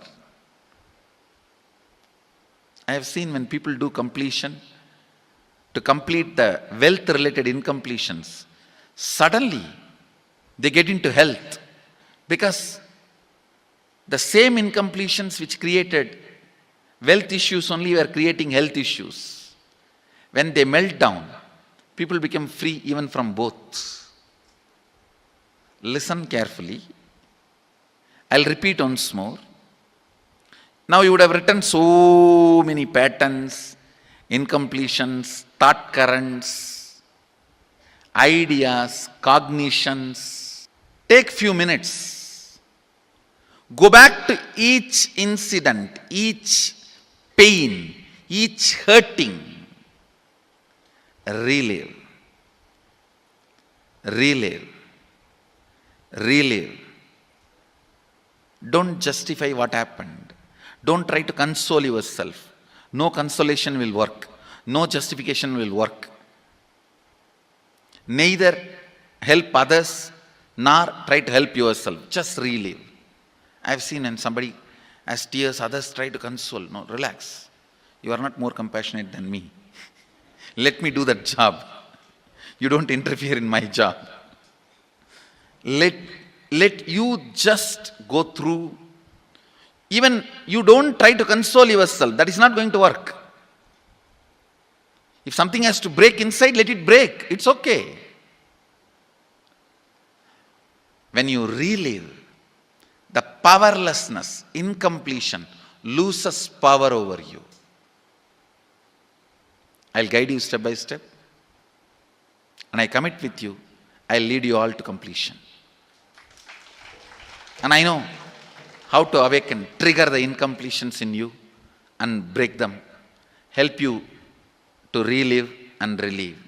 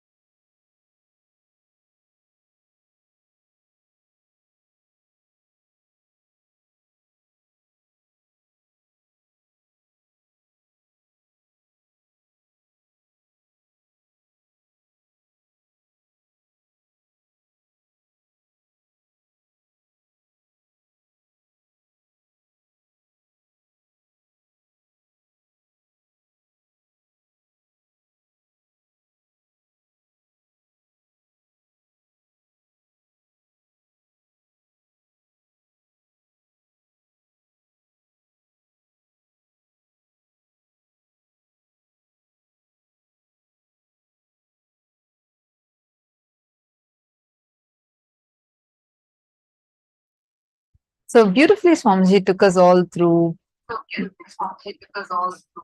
how we all carry this wealth restricting patterns.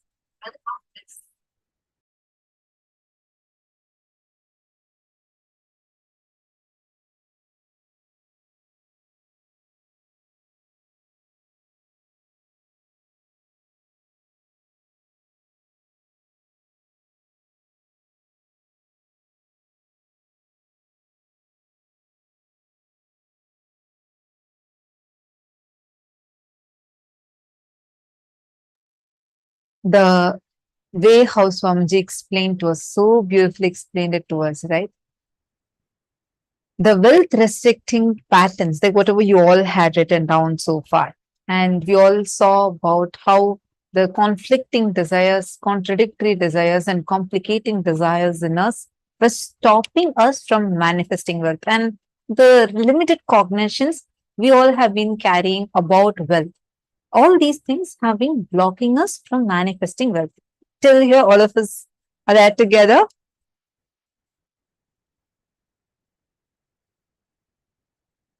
Now, the main incompletions that you identify, the situations you've written down.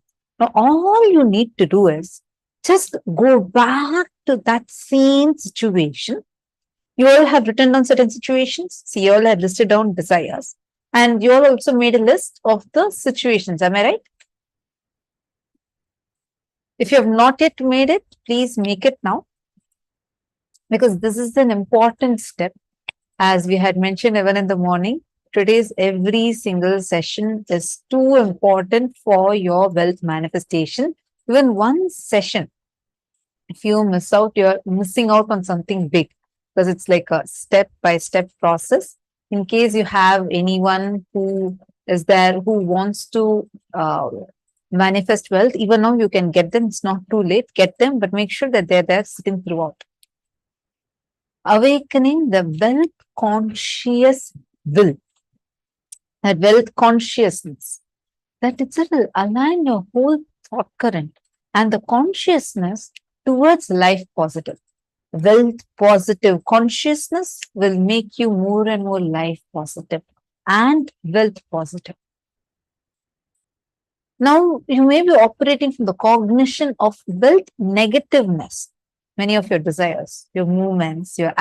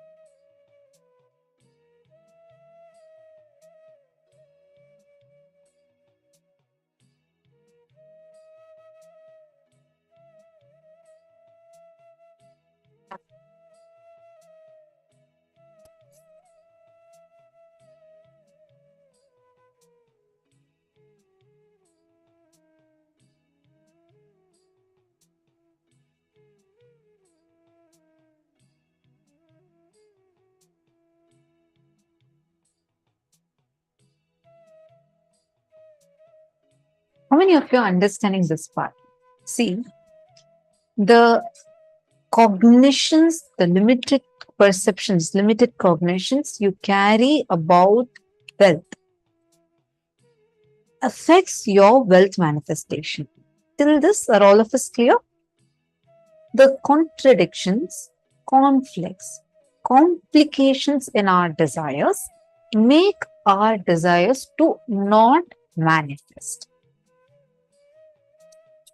Many of your desires, the movements, actions, we complicate it because we deeply think, we have a prejudice, it is not going to be solved. Like you cannot solve it. Like a simple example, you feel so complicated that somehow very strongly you feel you will not be able to become a millionaire. Like a complication. It's not even like a cognition, it's like a complication you carry so strong. And because of that, you start feeling that this whole thing is going to be unsolvable and complicated. In two ways, you relate with yourself. First, the lower identity, the lower ideas you carry about you, or the higher identity, the higher ideas you carry about you. For example, sometimes you feel, oh God, I just can't walk 3 floors and climb all the way to my office. I just don't want this job. It's a simple thing about you are not able to climb the steps. But you complicate it so much and come to a conclusion saying, oh, I don't even want to go to this job. Understand, that is why these understandings are very, very subtle. Only when you are in intense listening, you'll be able to catch it. Sorry, I see a message saying no sound. Are all of you able to hear me? If you are able to hear me, please could you all put yes in the chat?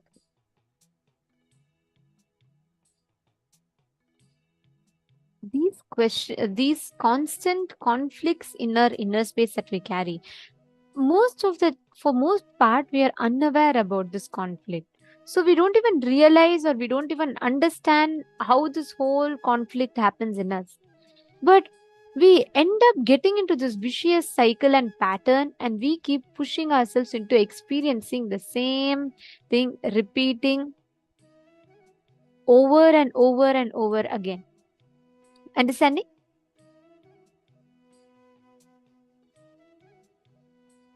Now, each moment, each one of us, we just need to catch, we just need to be aware of what are the kind of conflicts that we are entertaining in our inner space.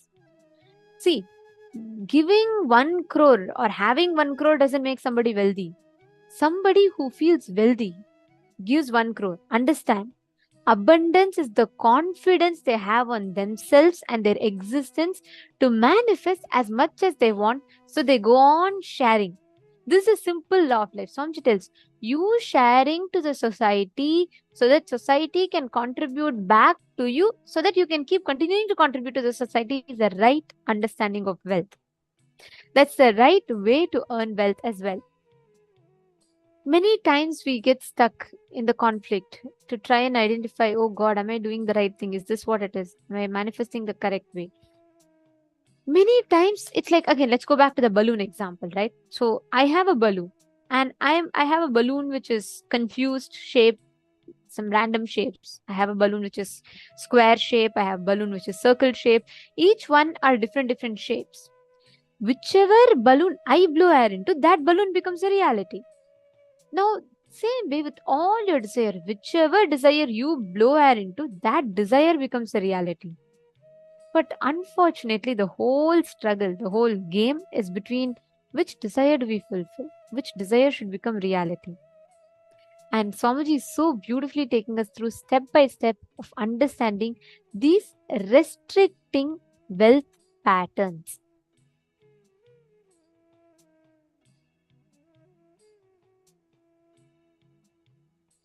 Yes, any questions?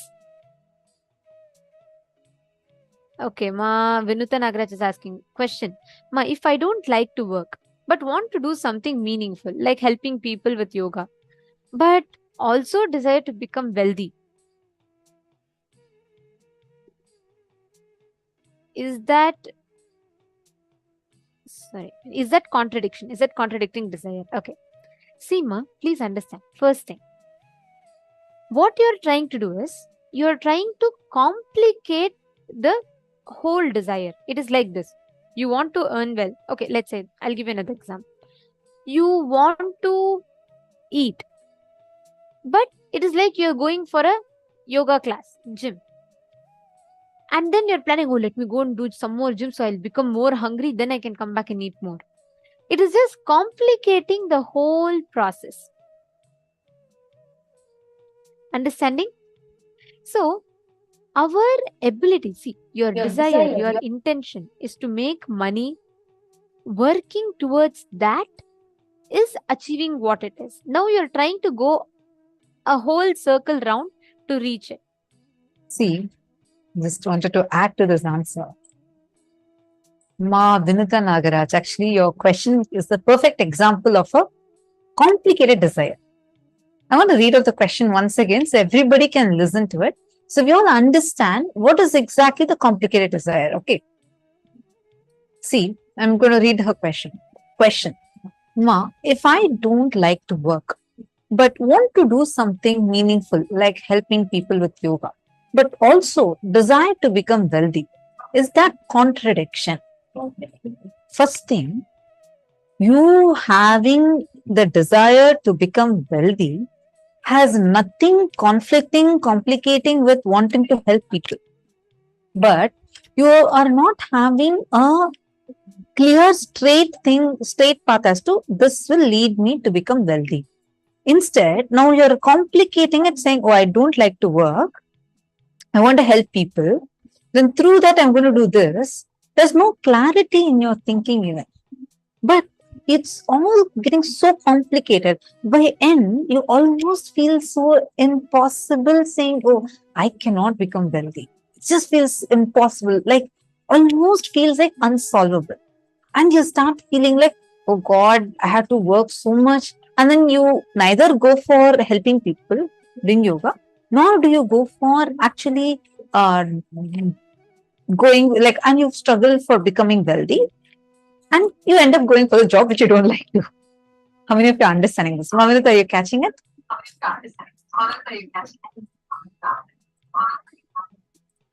So this exactly is an example of the complicating pattern. Don't worry. You just first need to see through it. Like how when cloud, like if it's very cloudy, it just takes one ray of sun, just one simple sun rays are enough. The clouds by themselves will disappear. Same way, the moment your awareness comes on the problem, right now you don't know the problem and you feel like it's so complicated. Like I just cannot just become wealthy. You're understanding this? It's like a strong feeling that you're carrying inside of you because you yourself don't have a clarity about you inside you. Ma Vimala has posted, Ma, I want to work and earn money, but afraid I may have to leave it again because of family situation. Okay, here, analyze, Ma Vimala, yours is more of a question, right? Now take a moment to analyze and see what exactly is the issue. What is the family situation? What is the problem you have? Actually, write it out. When you write it out, you yourself would have a lot more clarity and you will first start listening to it. The thing is, in such situations, when we complicate our desires, the problem we would be stuck with is lack of clarity. We don't have the listening for ourselves. And moreover, Ma, the question that you've asked, Ma Vimala, this is precisely what we are going to be addressing in this session. This is what is a restricting wealth pattern. Actually, I request every one of you listening to this. Swamiji has revealed here beautifully. All your desires to manifest wealth. If there is a conflict, if you feel you're not manifesting wealth, the fundamental reason is your inner construct about wealth. Now, Ma Vimala, somewhere in you, you have built a cognition which believes it is only either wealth or family. See, for example, when I was small, right? Before I met Swamiji, whenever I used to see people, I used to see that I always used to have an idea that all these rich people, right? I used to feel that they're all very out of they all boast themselves a lot, they all boast their wealth a lot, and I used to have this kind of a cognition because of seeing few of my friends, and I somehow started developing um that subtle this thing, and I started developing an incompletion towards wealth based on that cognition that, oh, I feel I am inferior, I feel someone else who's having wealth are more people who are more intelligent. All these type of cognitions we build, then what happens is our decisions on wealth always comes based on these cognitions. Of course, fortunately I met Swamiji and Swamiji took care of the whole thing, but I'm just telling, if you look back in your life, always just see where in you, what cognitions about wealth did you start picking up. Ma Vimala, now the exact statement that you put inside you, analyze what part of you believes that if you have wealth, you cannot be there for your family, or if you have wealth, for you to generate wealth, you will not get the support of your family. You will start understanding that, oh my god, this is a complication that I have created. I actually request every one of you sincere listening for this. This is very, very important. Every time, Ma Vimala, your one part is saying, it is like, I'll come back to the balloon example that I was giving because we'll be able to understand it better. Ma Vimala, you're having a balloon in the shape of heart, you're having a balloon in the shape of square. You are blowing air into the balloon that is square shaped, and you are saying it is not becoming heart, and you're getting incomplete about it. How much ever you blow balloon air into the balloon which is square shaped, it is not going to become heart. It is going to become the shape, whichever shape you're giving life to. Now, what you're doing, sometimes you're suddenly trying to give air to the heart shape, then you leave it, suddenly you jump to square shape, then you leave it, suddenly you come back to heart shape. You keep going back and forth, which is why you feel both are not happening. But you just need to come to the conclusion. First, one does not conflict the other. When you analyze the cognitions about wealth that you carry, And when you come to completion, you will simply see the whole thing will start manifesting for you. Now, I'm going to give you all an example, or I'm going to give you all an exercise, the exact part that Swamiji took us through, and I request all of you to write it down. In the first part, please describe an incident where you felt very low and unhappy. Write down the experience you had about yourself. Contemplate and write down the lowest ideas that you carry about you. Like, I'm not capable, I'm not good enough, I'm very poor. Write down what is the low inner image, the lowest moments about yourself that you experienced.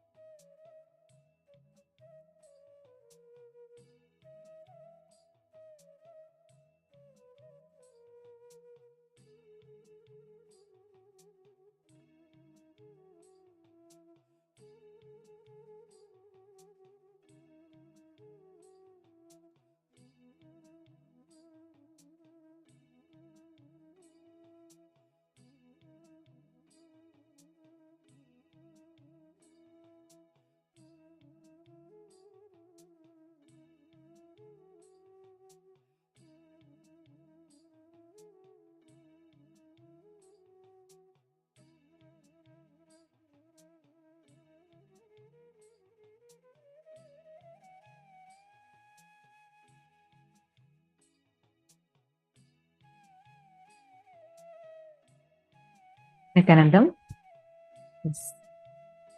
See a question. Ma Vimala is asking, Nityanandam, Ma, is money always related, is wealth always related to one having to work and making money? Ma? Money is not related to, wealth is first of all not equated to money. And it is not about you working in the sense that we understand as working. Intense activism in your life is wealth. Swamiji is not saying you should not have money. Swamiji is not saying you should not earn or you should not work. No. But the intense activism that you carry in your life, that activism is your wealth. More and more activism you carry. You might be just sitting and conducting meditation classes. But if you do it actively, intensely actively, what you manifest will be wealth. The consciousness that you carry, the wealth consciousness that you carry, manifests as life positivity and wealth positivity. Cosmos will shower actually very recently, one of the Chinese devotees, she was sharing how she does not do any work, and her mom used to do work, and now she's also retired, and they both do not do any work. She offered Tulabharam first time. The day she offered Tulabharam, suddenly they got a big breakthrough. Some old business of theirs suddenly started flourishing, and they got some new proposal, etc. And half an hour of offering Tulabharam. And she got so connected to that offering Tulabharam to Swamiji, she offered it almost 20 times. 20 times. And every single time, she kept having breakthroughs. She manifested so much of money. They both don't do any work, like they're not actually going and working. Some old business of theirs suddenly started flourishing there. Every time she said it's like a formula for her. She wants money, she'll just go to Tulabharam offering to Swamiji, and in half an hour, she'll be showered with wealth. Somehow, people will just call. She said, see, once or twice if it happens, it's like you can call it like a miracle, not 20 times. It has happened like 20 times. She's so confident whenever she really wants a wealth, she'll just go offer Tulabharam to Swamiji. And she manifested so much of wealth. She became SJP. Not just she became SJP, her mom also became SJP. And they're already working towards becoming Kartas. And they both sit and do just Kailasa work the entire day. They just sit and do the Sangha work, be part of Kailasa, doing the work, volunteering. And they keep manifesting more and more wealth. I was like, wow. It's like literally they're enjoying their life and they keep getting showered and showered and showered. The consciousness in you matters. Are you understanding? It's not about how much work you do. Never equate the money you're getting. Salary you receive does not equate to you, your performance. It does not decide who you are. You all understand this is something very, very important. Usually, we start confusing these. We start judging ourselves based on the salary we get. That's why you start thinking, oh, anyways, I'm only given only this much salary. For this much salary, this amount of work, it was too much for this fellow. Let me just sit and do this much. Your salary does not equate to you. The money that you're getting in your job is not equal to who you are. That does not define you. How many of you are understanding this?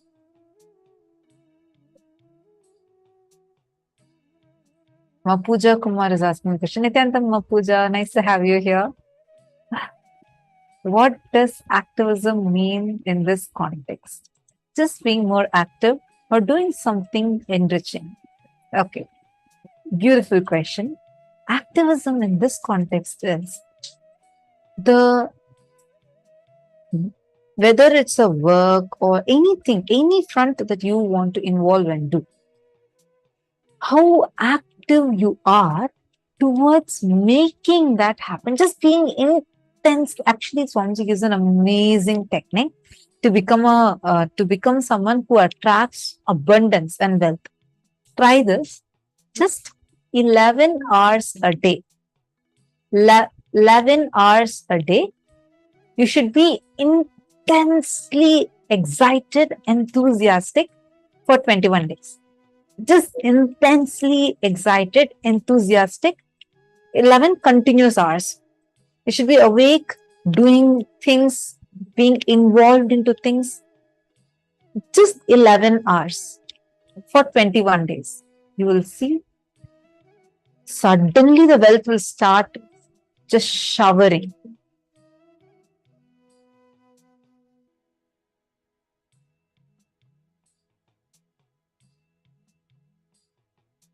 Can it be house chores, Mama Vinita Nagaraj? Yes. Even the small things, sweeping, mopping, it can be even that. Swamiji will actually tell in that satsang. Swamiji will say, even if it's you're just mopping a floor, be enthusiastic about it. Be excited. Don't do it just to get some credit from someone, because let's say you're cooking a very nice dish. You're so expecting, by the time you finish the dish, you have 100 thoughts expecting, people should say it's nice. My son should appreciate it. My husband should love it. And they should praise me like this. They should ask me how much stress I took. They should do this. They should do that. And with all these expectations, you go and you offer the food, and they all are busy in their phones and they don't even care to look at you. And you'll just feel like that whole excitement just. So that's not the kind of excitement you would be needing, because that's going to go away. You need 11 hours of unbroken excitement. Even be in this program, just feel continuously active, energetic, alive, excited. Pooja Kumar saying, thank you, that makes a lot of sense. See, anything you want, the first and foremost thing is you being intensely active. The problem is, now think, oh, okay, so even in my office I'm working, not really, because you're not enthusiastic. We start with saying that, okay, I'm going to be enthusiastic, I'm going to really do it. You start with that. But then, how many of you have noticed when the same repetitive tasks come, it's like your body is in some autopilot mode. You won't even know how much you have, like let's say you're working on some sheets. You don't even know how many values you have entered or what you're doing exactly. Automatically, your hand is in some autopilot mode. You go click a few buttons here, type a few buttons there, and do some work without your conscious involvement. And you feel like, for this $20,000 that I'm getting, what I'm doing itself is too much for this guy. Salary is not equal to you. The money you're getting is not equal to your work. They are giving it for the work output, for what exactly they want to do, designated to that role, but that does not define you. You can be a simple watchman, but if you do just that watchman job with intense activism, you will become an extraordinary conscious being. You will manifest abundance.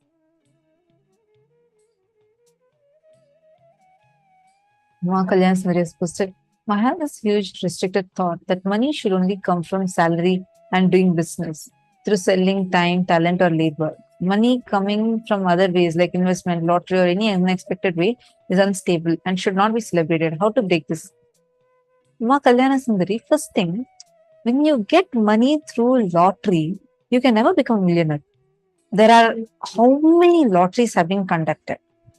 Tell me, is there any millionaire who became a millionaire just through lottery? Have you heard of it? How come?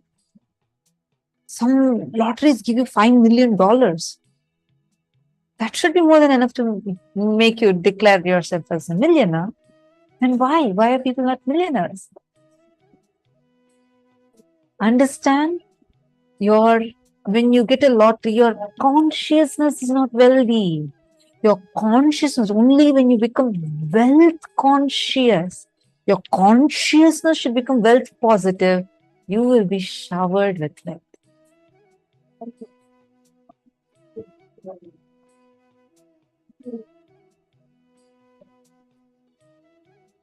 Priyatma Suknes posted, for these many days I was associating myself with salary, which now I realized we are not equal to what salary we get.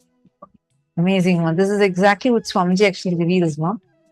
What your boss pays, or what your company pays is not for you. When you understand that, you will first of all, that whole anger that's sitting inside you will just get melted. You decide you have to be consciously involved, more and more life involvement. One of the best ways, easiest ways to start this, to learn this enthusiasm is being part of Kailasa. See, some of you do have an opportunity, like the moment you have an intense desire to become a sannyasi, you should immediately jump up. But if you are someone who is feeling like, I want to do whatever my job is, but I somehow want to be associated to Kailasa, do some work, be part of the numerous projects of Swamiji, then I highly recommend that you sign up for that. Because that is what is going to really help you in becoming involved in life. I have seen when I joined Gurukul when I was 14 years old. Outside as a teenage kid, I have absolutely no experience or anything. After joining Gurukul, the kind of activities that would be part of our one day. Oh my God. Morning would start with yoga, then we'll have sesame seeds, we'll have neem juice, and then we'll go to puja. We'll also have Rudrabhishekam. Then we'll have sometimes a group of us will go do even cooking, and we'll also have satsang with Swamiji. Then we'll have rose garden time. We have passion time. We have studies. We have temple routine. And in passion time means we'll actually learn arts. Like 64 arts are there. We learn dance, music, singing, or instruments, or drawing, painting, stitching. Then there's library. Then there is. I'm still in one day. I'm not yet done. And we have Vakyatas others. We conduct TV shows. We conduct programs. We conduct like online sessions for people, and we have completion classes. We do workshops. Still, our day would not be over because we also learn stories. We have Hinduism class. We have we sometimes even go for the sacred arts. We learn about deity carving. We learn all of these. Plus, each day we'll have new projects that we'll be working on, and all of these are still part of our one day. I was like, oh wow. When I first joined Gurukul, I couldn't even remember. One day felt like 1 week just squished together. Even in a week, I can never imagine myself doing so many things. But like when you're in Gurukul, you get to learn all of these. Your whole day will be so joyful, be so bubbly, and full day will be so much of excitement. You'll see any kid that comes to Gurukul, and if they just stay there for a few months, suddenly they all look so like glowing, shiny, because automatically the grace will start flooding through you. You'll become so life energetic. And the same thing, because the way how Swamiji is, Swamiji will start Swamiji's day like really early. Swamiji will be the first person to wake up. And I mean, for Swamiji, there's no sleep at all. So it's just Swamiji will be sitting up from Samadhi. Starting with getting everyone to go for yoga, Swamiji will start walking from one end of the Adinam till the last end. It's a huge place to go full round, and Swamiji will walk and go literally in especially Adi Kailash, where Swamiji was there for like the longest time, I should say. Like it'll take, I think, easily, if I include temple, sacred arts, Kalabirva Gate, it'll take easily about 1.5 to 2 hours. If you just walk and go and visit every place. Swamiji will go by walk, not just visiting these places.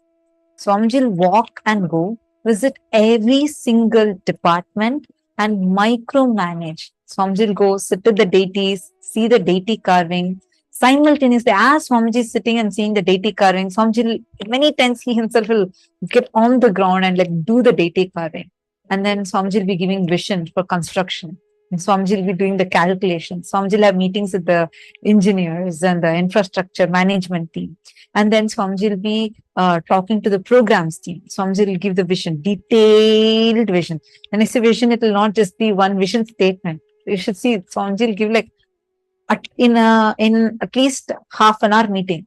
Swamiji would have already given 150 instructions minimum. He gives so many detailed examples from the Shastras, the Puranas, the Agamas, and Swamiji will simultaneously give instructions for the publications team. Okay, now make this manual, take this Agama, in this Agama, go map this. Then Swamiji himself will give all the mapping.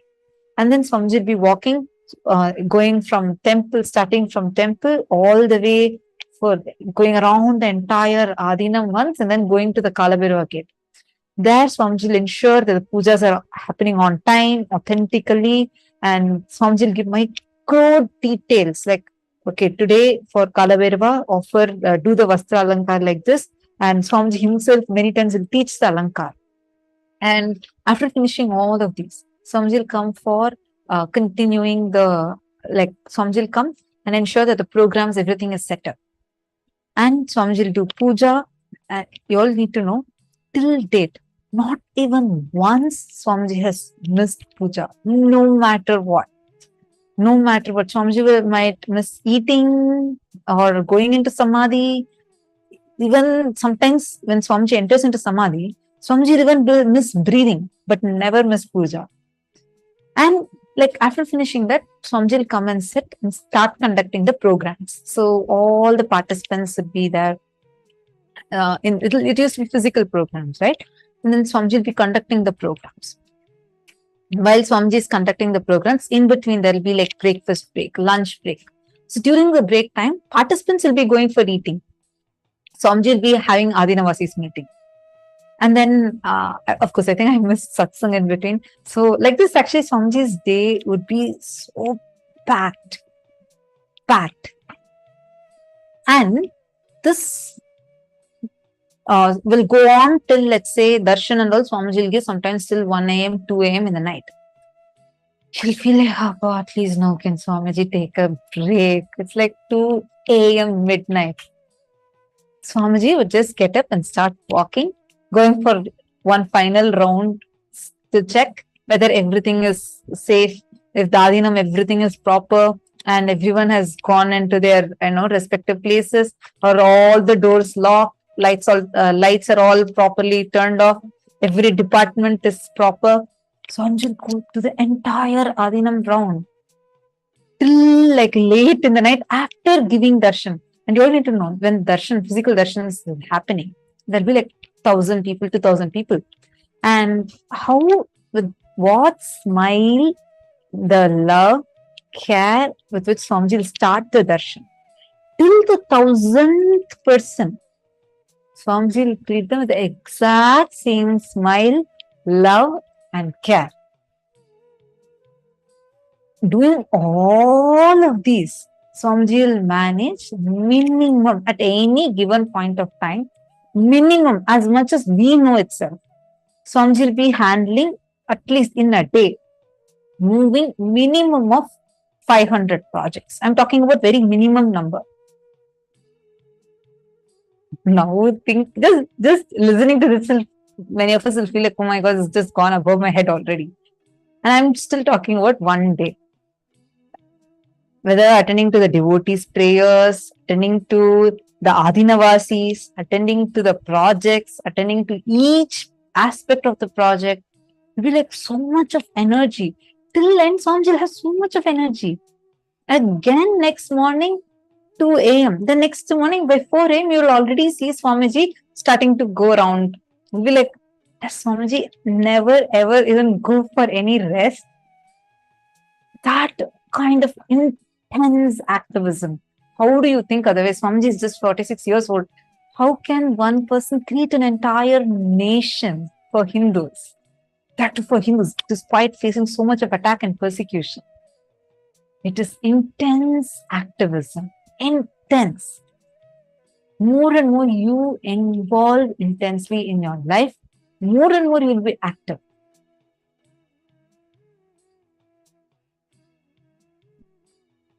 All right. Think now. I hope all of you are understanding. Now, we're going to continue pen down all the perceptions, cognitions that you have about money. Money is difficult to earn. You'll have respect only if you have money. And you'll be able to make or break relationships based on money. For each of these perceptions or beliefs you have written, pen down the exact incident when you started developing this perception in you. The moment you remember money, does it bring tremendous pain, suffering, impossibility in you? What's the emotional energy it invokes? Identify that in the first incident when that emotion got triggered. Take a few minutes, please pen this down.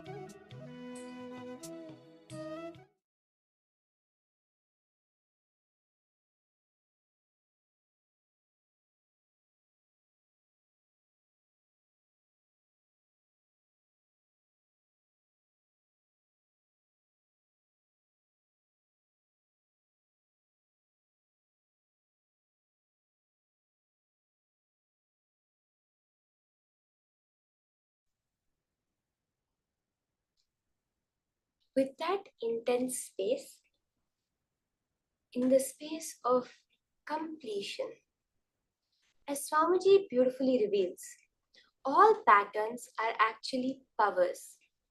Every time we break one pattern, we are manifesting one power. Swamiji gives us the example of a person who's suffering from food-related patterns.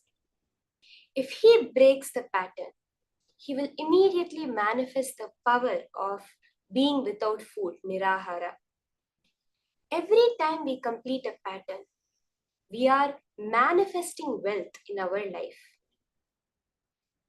To physically see that right now, we manifest it as the extraordinary powers of Paramashiva. See, it's very important to start with the basic understanding that everything in life is only a manifestation. Whether you're seeing it as moving your hand, moving your legs, working every day, earning your salary, that is actually a manifestation. What do we consider a power generally? We say a power is something that some people have and some people don't. It's something great that you want to gain. If we look at it even from that context, there are so many people who do not have basic functions of life. Walking, talking. Therefore, to them, we have a power. The same way, when we see Swamiji, we see Paramashiva, the gods and goddesses, manifesting so many different powers, they are actually our capability, our possibility for us also to manifest. That is what the initiation of the Supreme Pontiff of Hinduism does. Like how, if you don't have eyesight, you can get a surgery done and gain your eyesight. This is the conscious surgery which removes the patterns and gives us powers. With that context, let us continue the power of Mahima, manifesting the power of increasing the size of an object. So, I request all the participants, you can sit down, settle down, sit comfortably, stably, and keep any object in front of you to change its size. You can keep your Atmalinga, a deity which you feel very connected to, or else you could keep any object that you consider very precious and dear to you, a symbol of wealth, if you could say that, like a ring, gold, some gold jewelry that you have. Take something which is easy for you to measure the exact size. For example, if you have a chain, measure the length of the chain. See, if you do not have any measuring items like a scale or a ruler or a measuring tape, you can just take a piece of paper, place the object on the paper, and measure the height, draw the height or draw the outline completely. In this round, by connecting to that higher manifestation of you, Paramashiva, who is completely devoid, who is without any of these complicating, contradicting patterns, who is completely complete because he knows the oneness between everything. The simple key to going beyond the whatever we perceive as our complications, our contradictions in life, is to perceive the oneness between everything. That is what happens when you experience power manifestation. Power manifestation is very simple. You are just cognizing, consciously cognizing that oneness between you and others. Okay, so let's start this round of manifestation. I request all the participants, you can keep the object once you have finished measuring it, and intensely, that completion which has happened, that breakthrough, the shift in your cognition. Yes, this is where I was stuck in that pattern before this. This is how I'm going to move out of the pattern and take the further steps. That intense energy which the completion of a pattern has given you will now manifest as powers. Sit straight.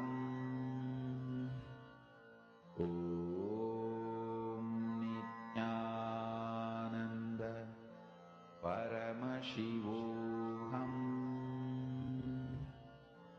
Om Nityananda Paramashivoham. Om Nityananda Paramashivoham. Om Nityananda Paramashivoham. Om Nityananda Paramashivoham. Om Nityananda Paramashivoham. Om Nityananda Paramashivoham. Om Nityananda Paramashivoham. Om Nityananda Paramashivoham. Om Nityananda Paramashivoham. Om Nityananda Paramashivoham. Om Nityananda Paramashivoham. Om Nityananda Paramashivoham. Om Nityananda Paramashivoham. Om Nityananda Paramashivoham. Om Nityananda Paramashivoham. Be in the space of Paramashiva. Keep your complete awareness, your complete attention on the manifestation of Paramashiva. Whatever happens externally is his job. Whatever you are holding as the base for the cognitions coming up is your job. Hold yourself established in the oneness space, that space dimension of the cosmos. On what is the manifestation happening? Be established there. How and when the manifestation happens, leave it for Paramashiva to decide. The Mahavakya is a very important component. Make sure you are vibrating your entire being with the Mahavakya and listening to yourself chant the Mahavakya. That witnessing consciousness, moving from being within the body to perceiving yourself as owning the body, as having the body. That perception comes when you start listening to yourself chanting the Mahavakya within you. Ensure no movements are happening. Let your body be completely still and your inner space be completely silent. Continue manifesting this power.